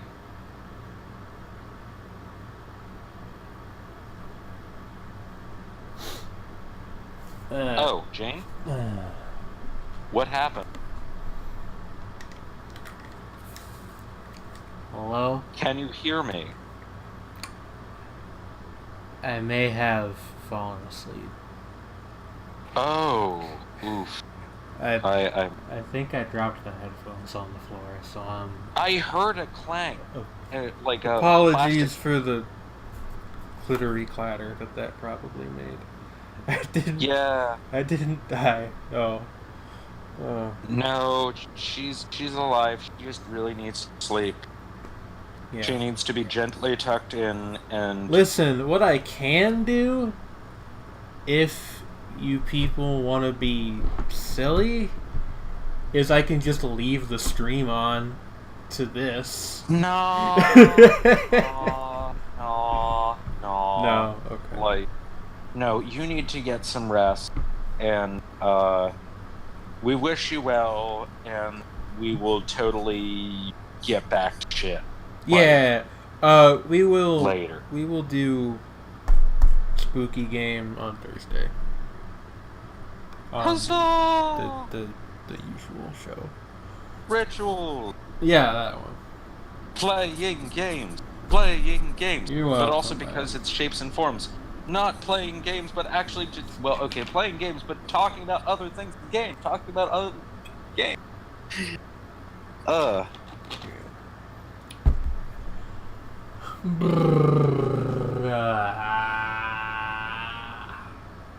What do we want? No nukes. When do we want them? We don't want them. Words. God, fuck. Good night. Subscription, donation things under the viewing window. Give money to us on Patreon, you fucking scrub. Jesus, we need a fucking GeoGuessr subscription so we don't have to look at fucking ads. Fucking GeoGuessr. God damn it. Do it now. I'm using my Dom skills to make these people do it. God. Yeah. Yeah. Bye. Yeah, do it, worm. Do it. Good night. Good Farewell. night. Auf Wiedersehen.